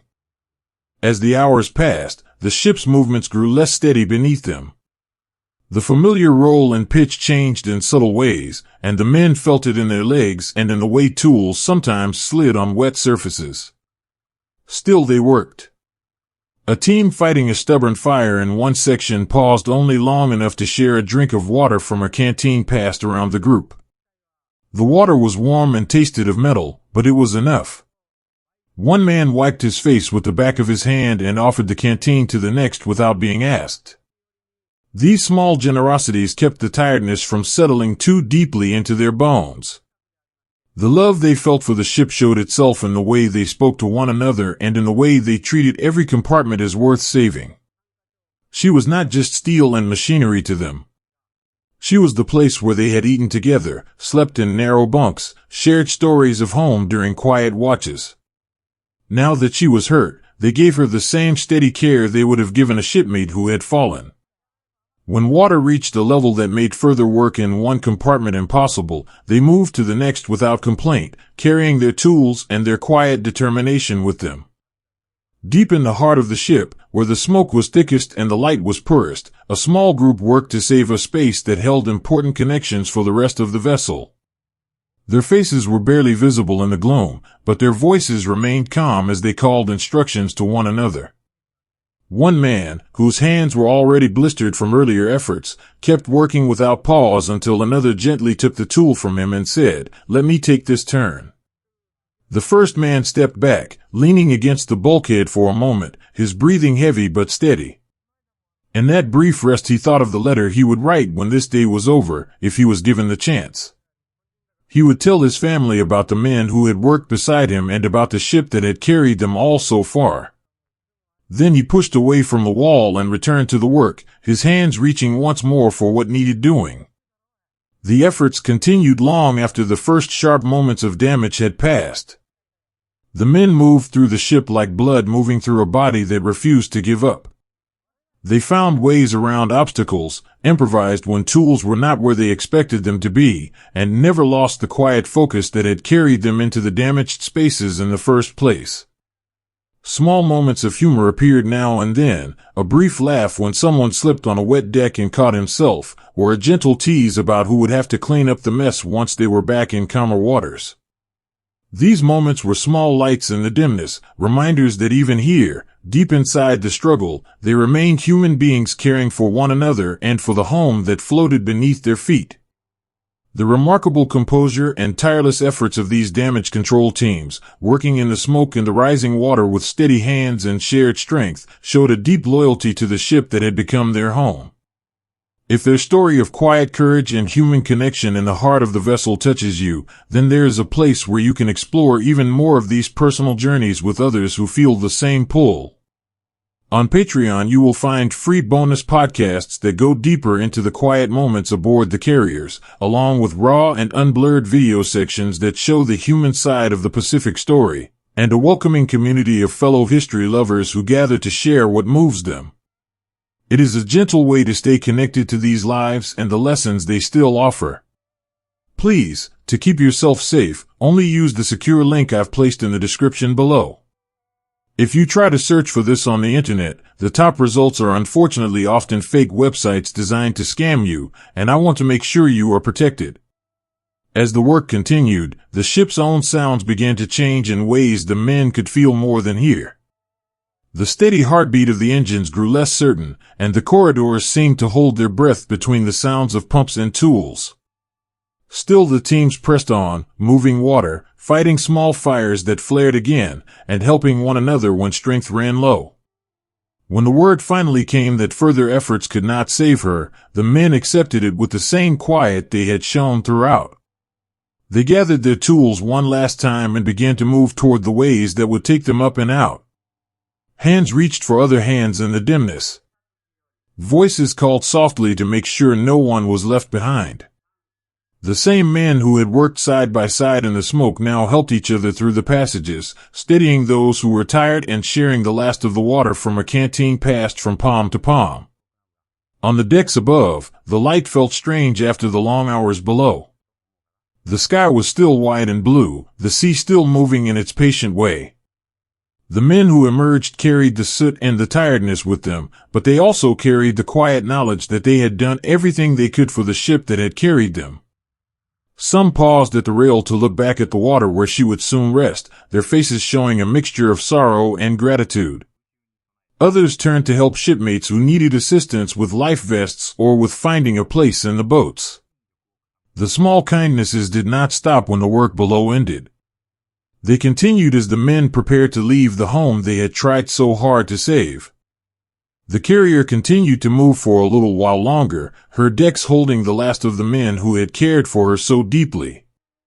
Then, in her own time, she began to settle. The men who had fought the inner fires and the rising water watched from a distance now, their faces turned toward the place where she had been. They did not speak much. The words would come later, in letters written by lamplight or in quiet conversations during long watches on other ships. For now they simply stood together, the same men who had passed wrenches and canteens and steadying words in the smoke, bound by the shared memory of the work they had done and the home they had tried to keep afloat.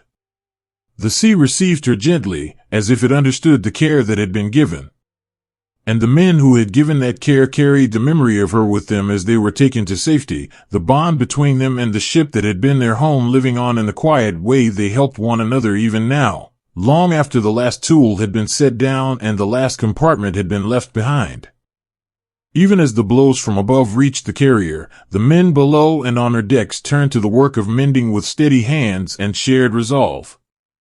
The ship trembled beneath them, yet she did not stop moving. Water had found its way into some of her spaces, and smoke drifted through passageways that had always smelled of salt and steel and the ordinary life of men at sea. The crew gathered quickly, not in panic but in the quiet way of people who knew their home needed them. One man passed a length of line to another without being asked, their fingers meeting in the dim light. Another carried a heavy tool down a ladder, pausing at the bottom to catch his breath before continuing. These small movements wove together into something larger, a steady rhythm of purpose that began to push back against the damage. In a compartment where water had risen to their ankles, a small team worked around a jagged opening in the side. They used what they had at hand, wooden planks, canvas, and lengths of pipe, to create a temporary barrier. An older man with grease on his hands showed a younger sailor how to hold the board steady while he worked. "Like this," he said softly, his voice calm as if they were simply fixing a fence back home. The younger man nodded and adjusted his grip, his arms steady even though his heart beat faster than usual. When the patch began to hold and the water slowed its flow, they both stood for a moment, water lapping at their boots, and shared a look that needed no words. The ship had given them a problem, and together they had found a beginning of an answer. Higher up, on the hangar deck where the air was thick with the smell of fuel and the echoes of the earlier strikes, other men moved among the aircraft that had returned. Some planes needed careful tending before they could fly again. A mechanic knelt beside one, his hands moving with familiar care over the damaged wing. Nearby, a pilot who had just climbed from his cockpit paused to help lift a heavy panel into place. Their shoulders touched as they worked, and the pilot offered a quiet word of thanks when the panel settled. These moments of ordinary help passed between them like threads in a fabric, strengthening the whole. Deep in the engineering spaces, where the heart of the ship beat in the turning of her engines, teams worked to restore power and keep the vital systems alive. Smoke had reached them there too, and the air was hard to breathe, but they stayed at their posts. One man rigged a temporary line to bypass a damaged section, using his knowledge of the ship's inner workings like a healer might use knowledge of the body. Another stood ready with tools, handing them over as needed, his presence a steady anchor for the others. When the lights flickered and then steadied, a small cheer rose, not loud, but warm and shared. Someone passed a canteen of water around the group. Each man took a sip and passed it on, the simple act of sharing what little they had becoming a quiet promise that they would see this through together. The ship herself seemed to respond to their care. As the patches held and the pumps began to move water away from her wounded places, her movements grew steadier beneath their feet. Men on the flight deck worked to clear debris and make the surface ready again. One sailor, his face streaked with soot, paused to help a shipmate who had stumbled while carrying a heavy coil of line. He offered a hand and a small smile, the kind that said they were still in this together. The other man took the offered hand, stood, and nodded his thanks before they both returned to the work. Throughout the ship, letters and thoughts of home traveled with the men like quiet companions. In a quiet moment between tasks, one sailor pulled a folded page from his pocket and read a few lines by the light of a small lamp. The words from his wife spoke of their garden and the way the sun fell across the kitchen table in the late afternoon. He folded the letter again and tucked it safely away, then turned back to helping secure a damaged hatch. The memory of those ordinary words gave him something steady to hold onto as he worked. Nearby, another man thought of the letter he would write when there was time, a few lines about the way the crew had come together, about the hands that had reached for tools and for each other without hesitation. He did not yet know when he would be able to send it, but the thought of writing it helped him keep moving. The creative problem-solving showed itself in small, practical ways. When one pump failed, men found another way to move the water, using buckets and lines and a human chain that stretched through the passageways. When a section of deck needed shoring, they used spare timbers and their own strength to brace it. Every solution came from the shared knowledge of men who knew their ship intimately, who had walked her decks in calm weather and in rough, who had eaten and slept and worked within her steel embrace for months. They treated her injuries as they would treat the injuries of a friend, with patience and ingenuity and the quiet refusal to give up. As the hours passed, fatigue settled into their shoulders and their eyes, yet the work continued.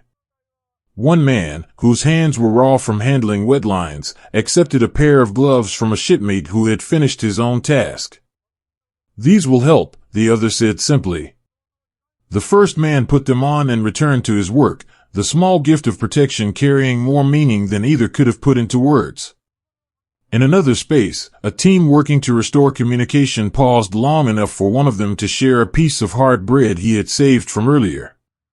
They ate it together, standing in the dim light, the simple act of breaking bread becoming another thread in the fabric of their shared effort. The collective spirit grew stronger with every small success. When a section of the ship that had been dark came back to life with light and power, the men working there looked at one another with quiet satisfaction. Someone clapped another on the shoulder. A low laugh rose and faded, the sound of relief and renewed hope. The ship was not whole, but she was fighting, and so were they.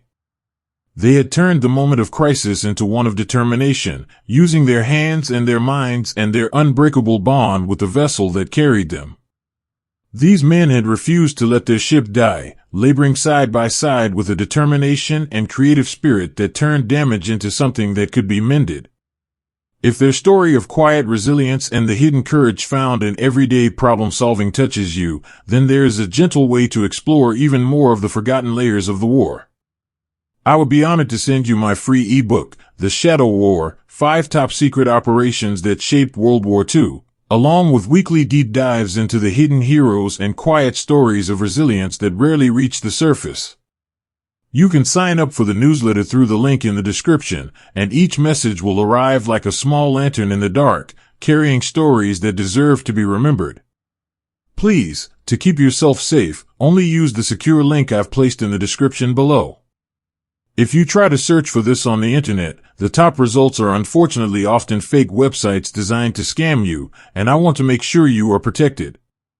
As the repairs held and the ship began to move more steadily through the water, the men allowed themselves small moments of rest. Some sat on the deck with their backs against the bulkheads, sharing a quiet word or simply sitting in companionable silence. Others continued the work, knowing that the mending was not yet complete but that they had already turned the tide in their favor. The carrier carried them forward, her heart still beating, her deck still holding the men who had refused to let her go. In the quiet that followed the most urgent efforts, they carried with them the knowledge that they had faced something hard together and had found a way through it, not by grand gestures but by the steady accumulation of small kindnesses, shared tools, and the unbreakable belief that their ship, and the home she represented, was worth every hour of labor they could give. The sea stretched wide around them once more, and the ship moved within it, mended enough to continue, carrying her crew and their quiet courage into whatever lay ahead. In the wide water that had become both cradle and challenge, small boats moved slowly among the floating men, hands reaching out across the waves with quiet purpose. The sea had grown still after the long hours of searching and striking. Now it held men who had been cast from their ships, some clinging to wreckage, others floating with the help of life vests. The light was soft, the kind that comes when the sun begins to lower toward the horizon. In one small boat, a sailor leaned over the side and extended his arm toward a man whose face was barely above the surface. Their hands met, and with a gentle pull the man was brought aboard. For a moment neither spoke. The rescued man simply sat, water dripping from his clothes, and the other placed a dry blanket around his shoulders. "You're safe now," he said, his voice low and steady, like someone speaking to a child who had woken from a difficult dream. Nearby, another boat moved through the same gentle swells. A young sailor who had been in the water for many hours felt the boat come alongside him. Strong hands reached down, and he was lifted carefully over the side. His legs were weak from the cold and the long effort of staying afloat. Someone helped him sit and offered a sip of water from a canteen. The water tasted of metal and salt, but it was the most welcome thing he had known in hours. He looked at the faces around him, men he recognized from his own ship and from others, and saw in their eyes the same quiet relief he felt. One of them, an older man with lines around his eyes, reached over and adjusted the blanket on the young sailor's shoulders. "We've got you," he said simply. The words were ordinary, but they carried the weight of everything that had happened and everything that still needed to happen to bring everyone home. Farther out, a man floated alone for a time, his thoughts drifting between the present and the home he had left behind. He thought of the letter he had written only the day before and tucked into the mail pouch. In it he had described the white sky and the steady movement of the ship. Now that letter was somewhere else, already traveling toward the people who waited for news. The thought gave him something to hold onto as the water moved around him. When a boat finally came near, he raised one arm in a small signal. Hands reached for him at once. As he was pulled aboard, he felt the solid wood beneath him and the warmth of another blanket being wrapped around his body. Someone sat beside him and offered a quiet conversation, not about what had happened but about the simple things, the way the light looked on the water now, the hope that they would all be back aboard a ship before night fully fell. The rescues continued through the long afternoon. Each small boat became a place of quiet care. Men who had been strangers only hours earlier now shared what little they had. A canteen passed from hand to hand. A dry shirt offered to someone whose own clothes were soaked through. A word of encouragement spoken when exhaustion threatened to pull someone under even after they had been lifted from the waves. In one boat, a man who had been in the water the longest began to shiver. Another sailor moved closer and placed an arm around his shoulders, sharing body heat without speaking.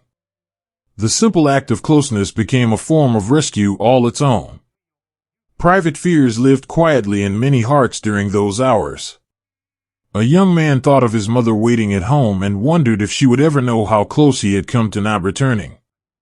An older sailor carried the memory of his wife's last letter, the one that had spoken of their garden and the way the tomatoes were ripening.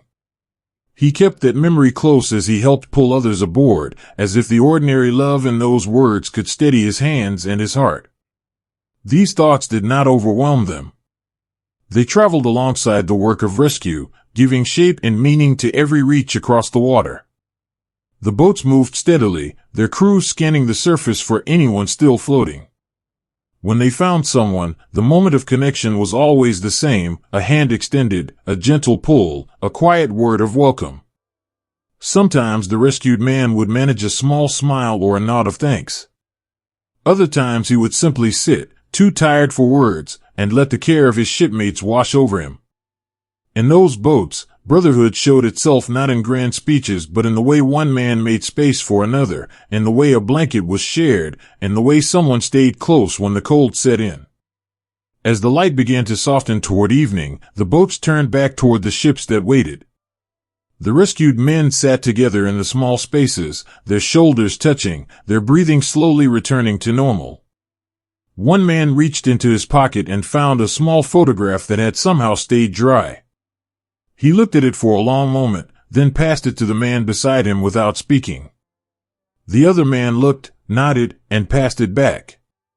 In that simple exchange lived the understanding that they had all been brought back from the same wide water, and that they would carry the memory of these hours with them. The small craft reached the larger ships one by one. Men on deck reached down to help the rescued aboard. Dry clothes were waiting. Warm drinks were offered. Hands that had been reaching through the waves now reached across the rails, completing the circle of care. On the decks, quiet conversations began. Men who had floated alone now sat together and spoke of the hands that had found them, of the words that had steadied them, of the simple fact that no one had been left behind. These stories were told softly, as if speaking them too loudly might disturb the fragile peace that had settled over the water. These simple yet profound acts of brotherhood during the rescues revealed the everyday heroism of men who chose, even in the hardest moments, to look out for one another. If their story of reaching across the waves and bringing each other home touches you, then there is a gentle way to honor the broader spirit of those who served in the Pacific. The 2019 film Midway, available on Amazon Prime Video, brings those human experiences to the screen with care and respect. Or you might find meaning in a piece of WW2 memorabilia, a commemorative print, or a book that gathers personal accounts. Something that celebrates the greatest generation's quiet determination to look out for one another no matter what the sea or the sky asked of them. Please, to keep yourself safe, only use the secure link I've placed in the description below. If you try to search for this on the internet, the top results are unfortunately often fake websites designed to scam you, and I want to make sure you are protected. As the last boats returned and the rescued men were settled aboard the ships, the sea began to reclaim its usual rhythm.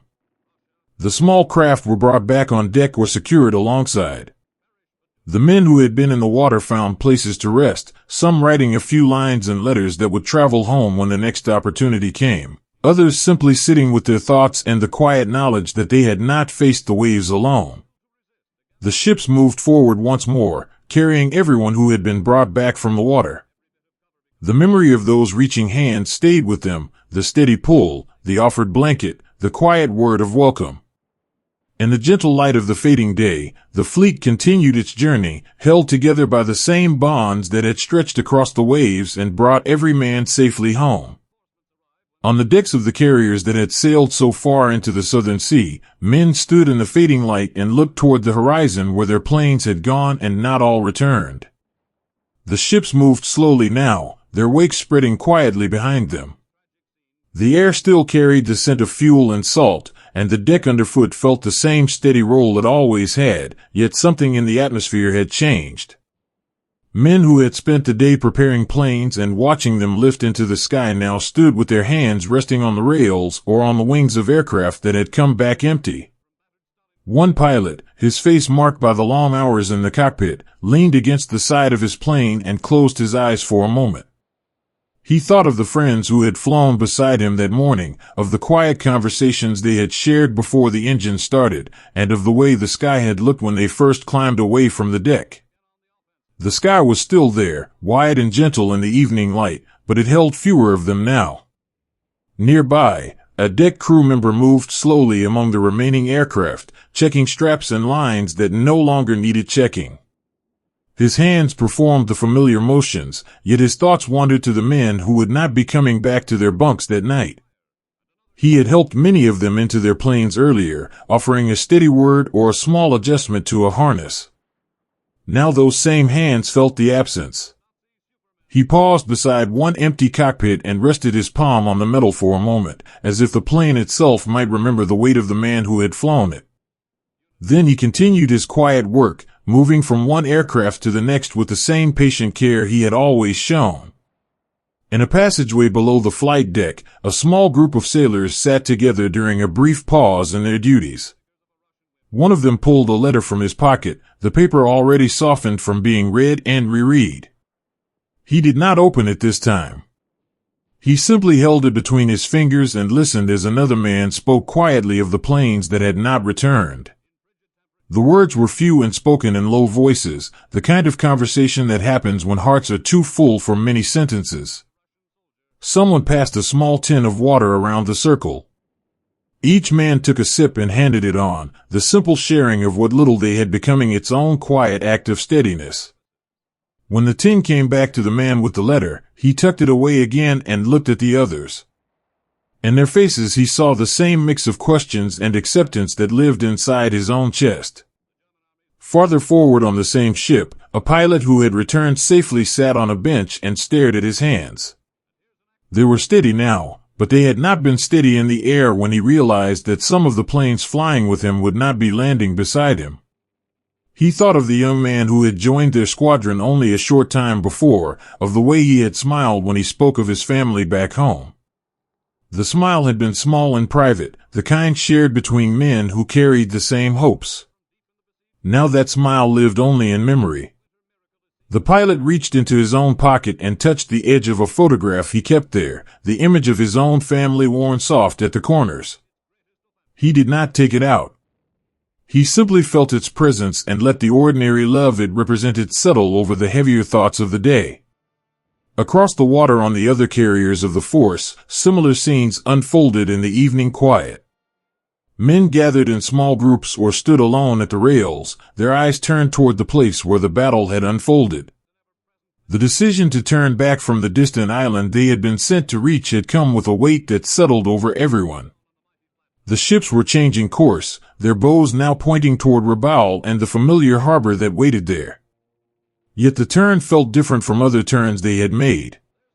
It carried the knowledge that the cost had been high in the air, where so many of their comrades had given everything they had. One older sailor, who had served through many seasons at sea, stood with his back to the wind and spoke quietly to a younger man beside him. "We did what we were asked," he said, "and we will carry what remains." The younger man nodded, his face showing the same somber acceptance that lived in the older man's voice.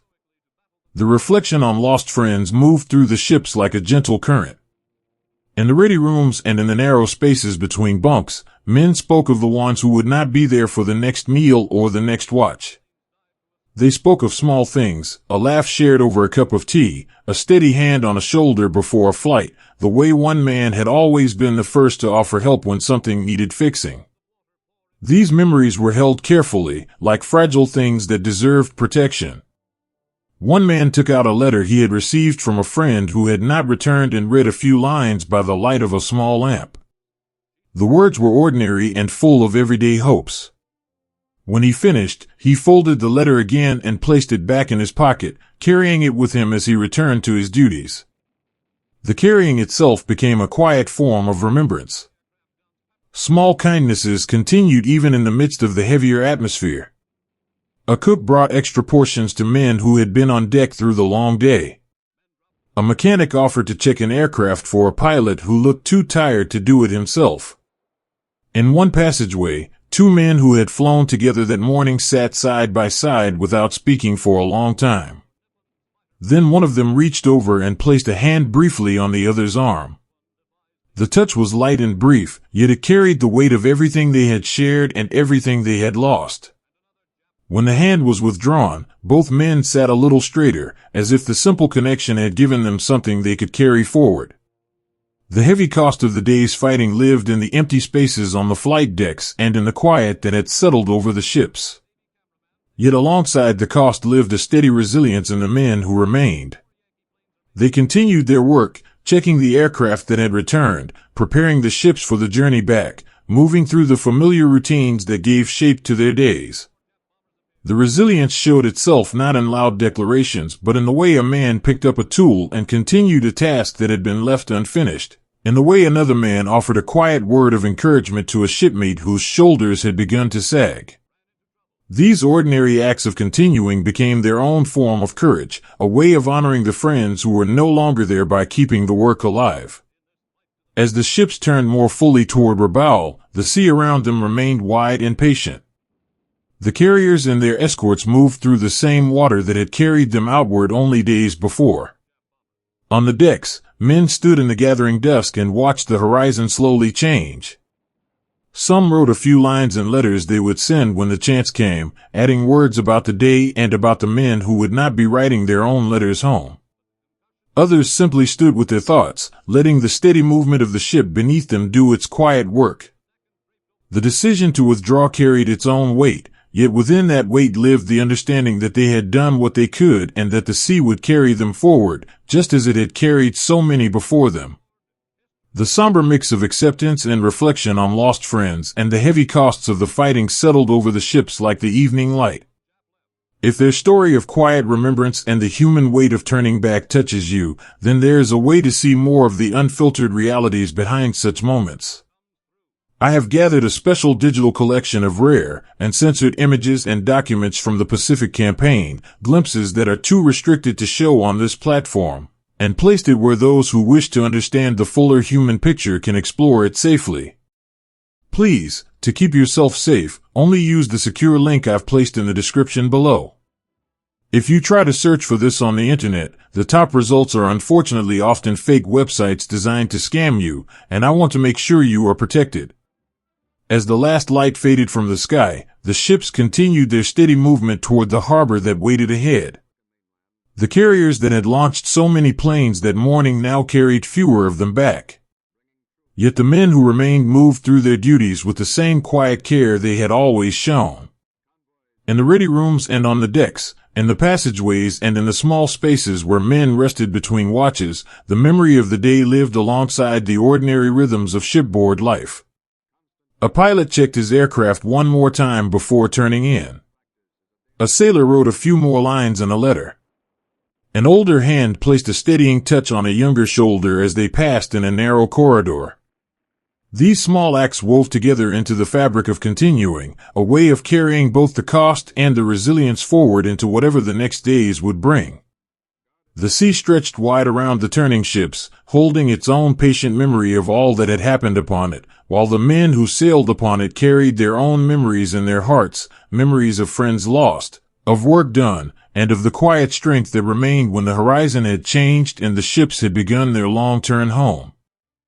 In the mess halls and ready rooms of the ships that had come through the wide southern sea, places at the tables remained empty where familiar faces had once sat. The ships had settled into a new rhythm after the long days of searching and striking. The engines turned steadily beneath the decks, and the sea moved past the hulls in its patient way, yet something in the ordinary patterns of shipboard life had shifted. Men rose for their watches and took their meals at the same hours as before, but the conversations around the tables were quieter now, and the laughter that sometimes rose felt gentler, as if it carried an extra layer of care. In one mess hall a sailor set down his tray and paused for a moment before sitting, his eyes resting on the empty space across from him where a shipmate had always been. He did not speak of it. He simply placed his hands on the table for a breath longer than usual, then began to eat with the same steady movements he had always used.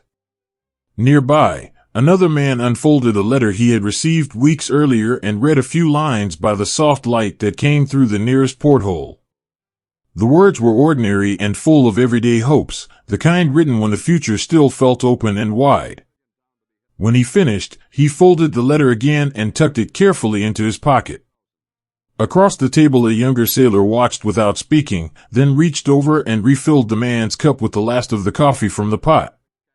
The gesture was small and wordless, yet it carried the quiet understanding that some absences were felt most deeply in the spaces where ordinary things continued without the people who had once shared them.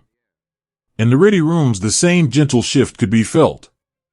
Pilots and aircrew gathered as they always had, checking schedules and speaking of the work ahead, yet the room held fewer voices than it once had. One man sat in his usual chair and let his gaze rest on the empty seat beside him. He thought of the conversations that had once filled that space, stories of home, quiet jokes shared before flights, the steady encouragement offered when the sky ahead looked uncertain. Now the seat remained empty, but the memory of those words lingered in the air like a faint scent. Another pilot, older and more experienced, placed a small photograph on the table between them. It showed a group of men standing together on a flight deck in brighter days. He did not explain the picture. He simply let it rest there for a while, and the others looked at it with the same quiet recognition. When the meeting ended, someone returned the photograph to its owner with a small nod, and the gesture felt like a way of keeping the absent ones present a little longer. The men found gentle ways to keep their comrades' spirits alive. In the evenings, when the work of the day had eased, small groups would gather in passageways or on the deck near the rail. They spoke of the ones who were no longer there, not with heavy words but with stories that brought their presence back for a little while. One man told of how a friend had always been the first to offer help when something needed fixing, even after a long watch. Another remembered the way a shipmate had hummed a tune from home while working on his aircraft, the sound carrying softly through the hangar. These stories were shared like small gifts, passed from one hand to another until everyone in the circle had held them for a moment. When the telling was done, the group would sit together in silence for a while, the sea moving quietly around the ship and the stars beginning to show above. Small memorials appeared in quiet corners. A photograph tucked into the frame of a bunk. A letter left on a table where it could be read again when the heart needed it. In one passageway a man had placed a small item, a worn tool or a piece of insignia, on a shelf where others could see it as they passed. No one moved it. The object stayed there, becoming part of the ship's new rhythm, a silent reminder that the absent friends were still carried in the daily life of those who remained. These gestures were never spoken of loudly. They simply existed, like the steady turning of the engines or the salt air that moved through the passageways, part of the quiet fabric that held the ship together. The absence was felt most clearly at mealtimes. Tables that had once been crowded now had empty chairs, and the men who sat around them sometimes spoke less than they once had. Yet even in the quiet, small kindnesses continued. Someone would pass a plate without being asked. Another would offer the last piece of bread to a shipmate who looked more tired than usual. These acts were ordinary and unremarkable, yet they carried the weight of everything that had changed. They were the way the living looked after one another when the missing ones could no longer be looked after. In one mess, a man who had lost a close friend sat staring at his tray for a long moment. The sailor beside him noticed and, without a word, reached over and placed an extra portion on the tray before turning back to his own meal. The first man looked up, met the other's eyes, and gave a small nod. Nothing more was said, but the simple offering of food became a way of saying that no one at the table was truly alone. Quiet resilience showed itself in the way the men continued their duties. They rose for their watches, checked their equipment, and prepared for whatever the next day might ask of them. The work itself became a form of remembrance. By keeping the ship running and the aircraft ready, they carried forward the same steady effort that their absent friends had given every day. One man, working late in the hangar, paused to rest his hand on the wing of an aircraft that had once belonged to a friend. He stood there for a moment, then returned to his task with the same careful attention he had always shown. The gesture was small and private, yet it held the resolve to honor the ones who were gone by continuing the work they had shared. As the ships moved through the sea in their new rhythm, the men carried both the absence and the quiet ways of keeping their comrades present. The stories shared at the end of the day, the small memorials left in corners, the extra portions passed at the table, and the steady hands that continued the daily work. All of these became threads in a fabric that held the living and the remembered together.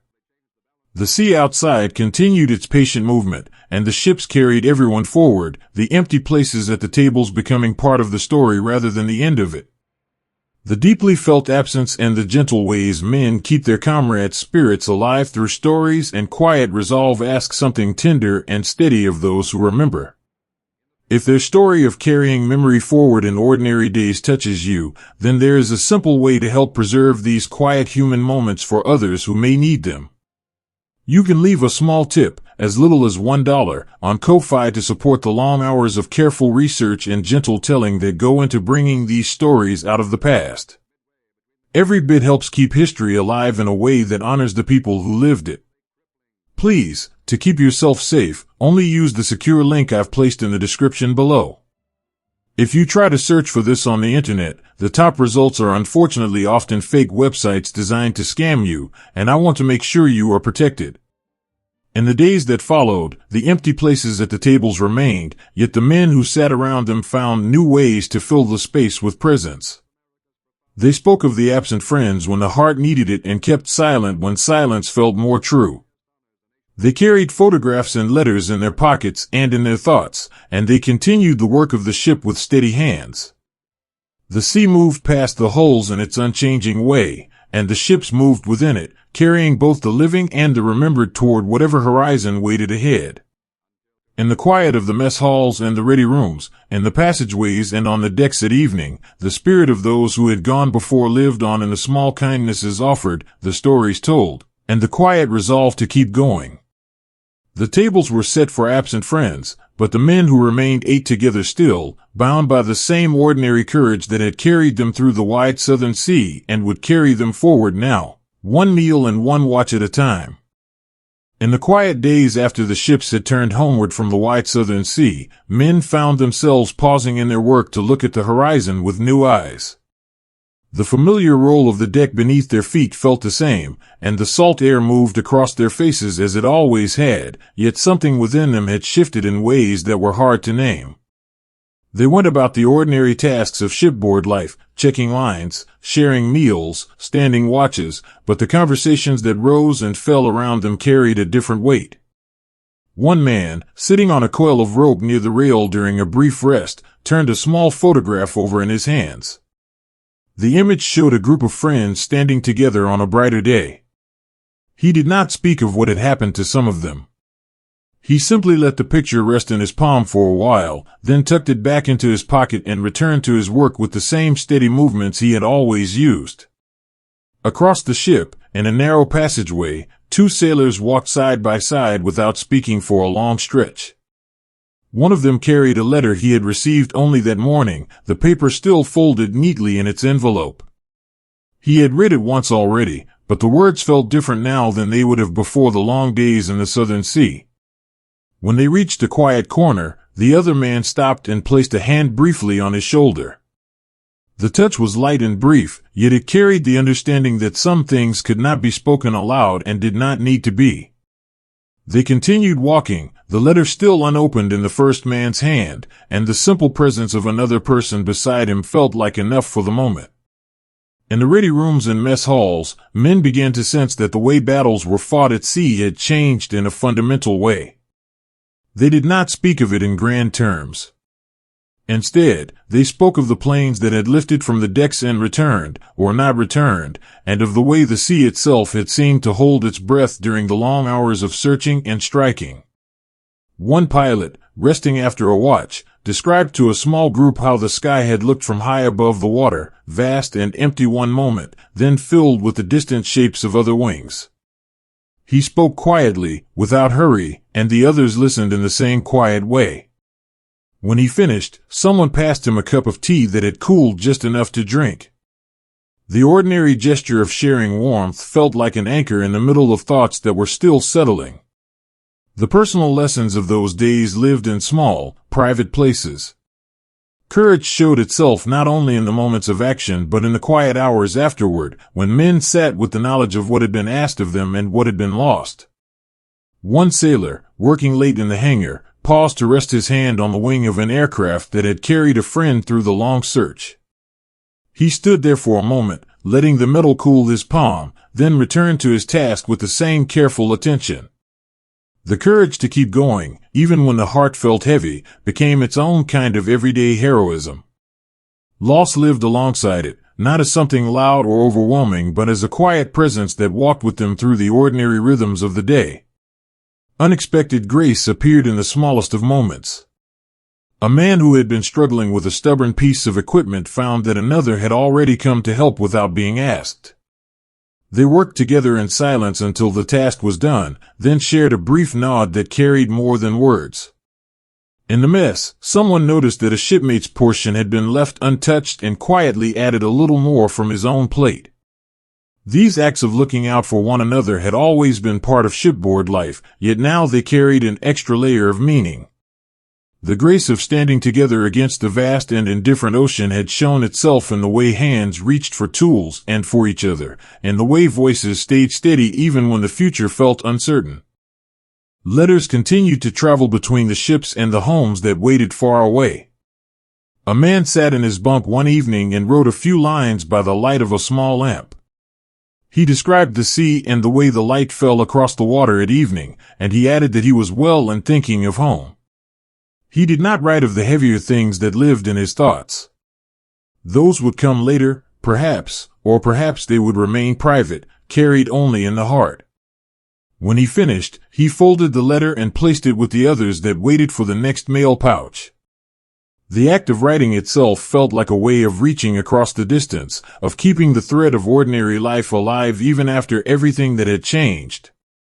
As the days passed and the ships moved closer to familiar waters, the men began to carry the lessons of courage, loss, and unexpected grace in quieter ways. They spoke less of the specifics of what had happened and more of the feeling of having stood together when the sea and the sky asked something difficult of them. One man, standing at the rail during a quiet watch, watched the wake spread behind the ship and thought of all the hands that had reached across water and air to bring each other home. The thought did not bring sadness so much as a deeper sense of what it meant to be part of something larger than any single person. The ocean remained vast and patient, yet the bonds formed in its presence felt stronger than before. These personal lessons of courage, loss, and the unexpected grace found in standing together lived on in the men who had lived them. If their quiet reflections on what had shifted within them and between them call to you, then there is a place where you can explore these stories more deeply with others who feel the same pull. On Patreon, you will find free bonus podcasts that go further into the human side of these carrier days, along with raw and unblurred video sections that show the quiet moments often left unseen, and a warm community of fellow history lovers who gather to share what moves them. It is a gentle way to stay connected to these lives and the lessons they still offer. Please, to keep yourself safe, only use the secure link I've placed in the description below. If you try to search for this on the internet, the top results are unfortunately often fake websites designed to scam you, and I want to make sure you are protected. As the ships continued their journey, the men carried these lessons forward into whatever lay ahead. The empty places at tables and in ready rooms remained, yet they were held now with a quieter strength. Stories were shared when the heart needed them, and silence was kept when silence felt true. Hands continued to reach for tools and for one another, and the ordinary courage of showing up each day became its own form of remembrance.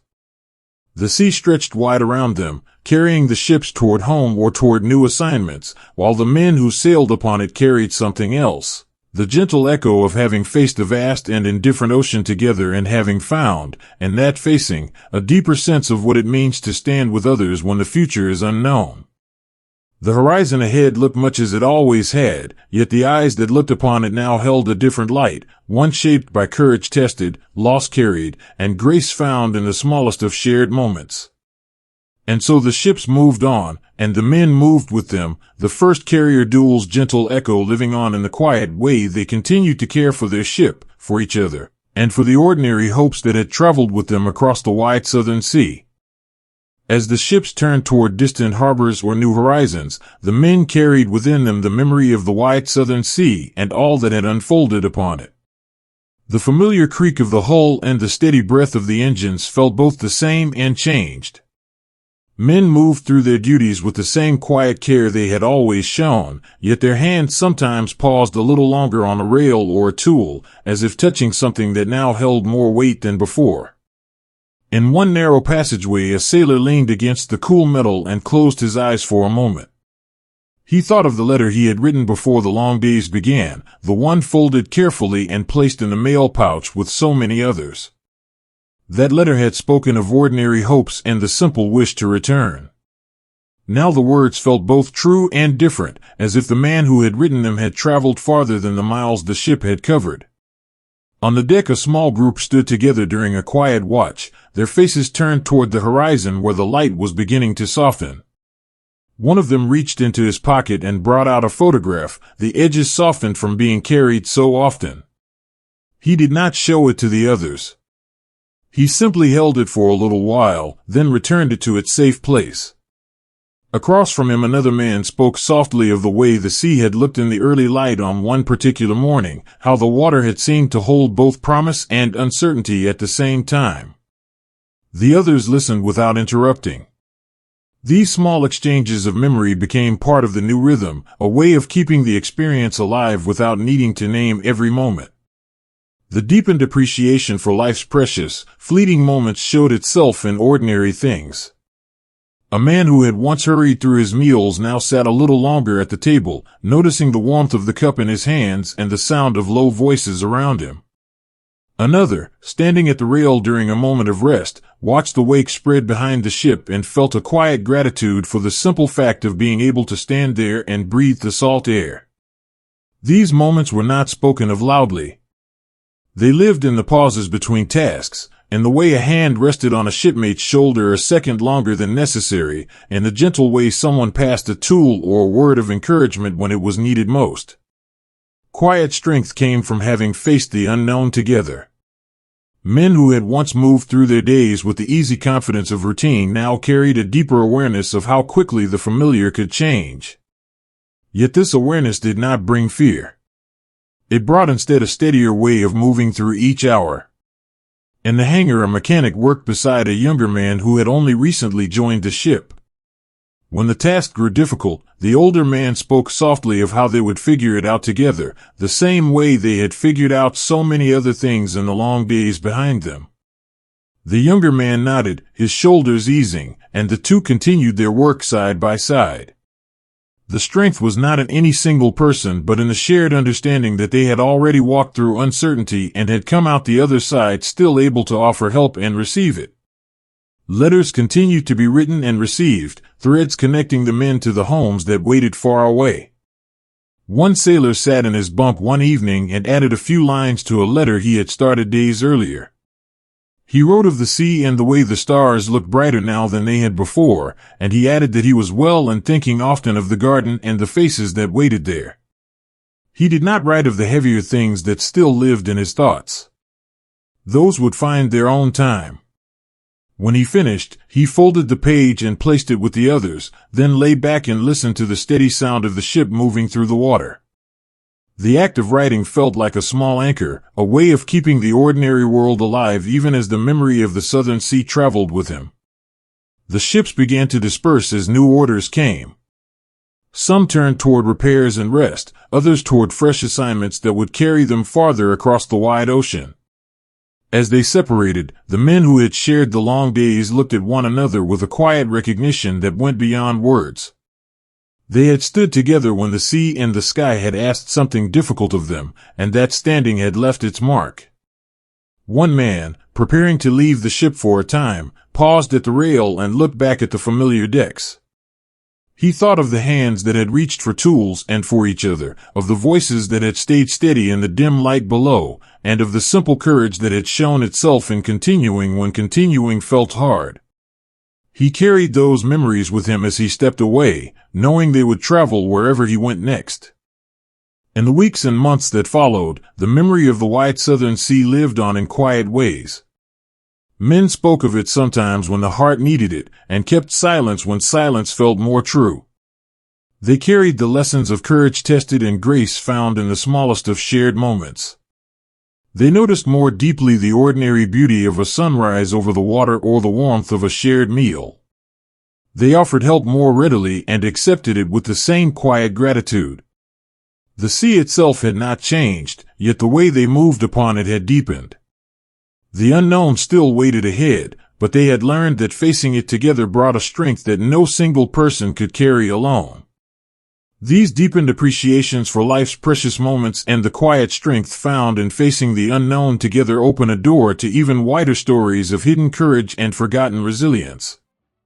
If their gentle reflections call to you, then I would be honored to send you my free ebook, The Shadow War, 5 Top Secret Operations That Shaped World War II, along with weekly deep dives into the hidden heroes and quiet layers of the wider conflict. You can sign up for the newsletter through the link in the description, and each message will arrive like a small lantern in the dark, carrying stories that deserve to be remembered. Please, to keep yourself safe, only use the secure link I've placed in the description below. If you try to search for this on the internet, the top results are unfortunately often fake websites designed to scam you, and I want to make sure you are protected. As the ship sailed on toward whatever harbors or horizons waited ahead, each man carried within him the memory of the sea and all that had moved across it. The letters that had traveled with them at the beginning of the journey and the letters that would continue to travel now held a deeper meaning. The faces that had once filled the tables and the ready rooms lived on in stories shared and in the quiet resolve to keep going. The courage that had shown itself in reaching across water and air, in working through smoke and rising water, and in offering a hand or a word when it was needed most had become part of who they were. The sea remained vast and patient, carrying the ships forward while holding its own memory of every hand that had reached and every voice that had steadied. And the men who sailed upon it carried something just as enduring, a quiet appreciation for the fleeting beauty of ordinary days, a steady strength born from having faced the unknown together, and a gentle hope that whatever lay ahead could be met with the same courage and the same grace that had already carried them so far. The ships moved on, and the memory moved with them, a living thread connecting every mile still to come with every mile already traveled across the wide and patient sea.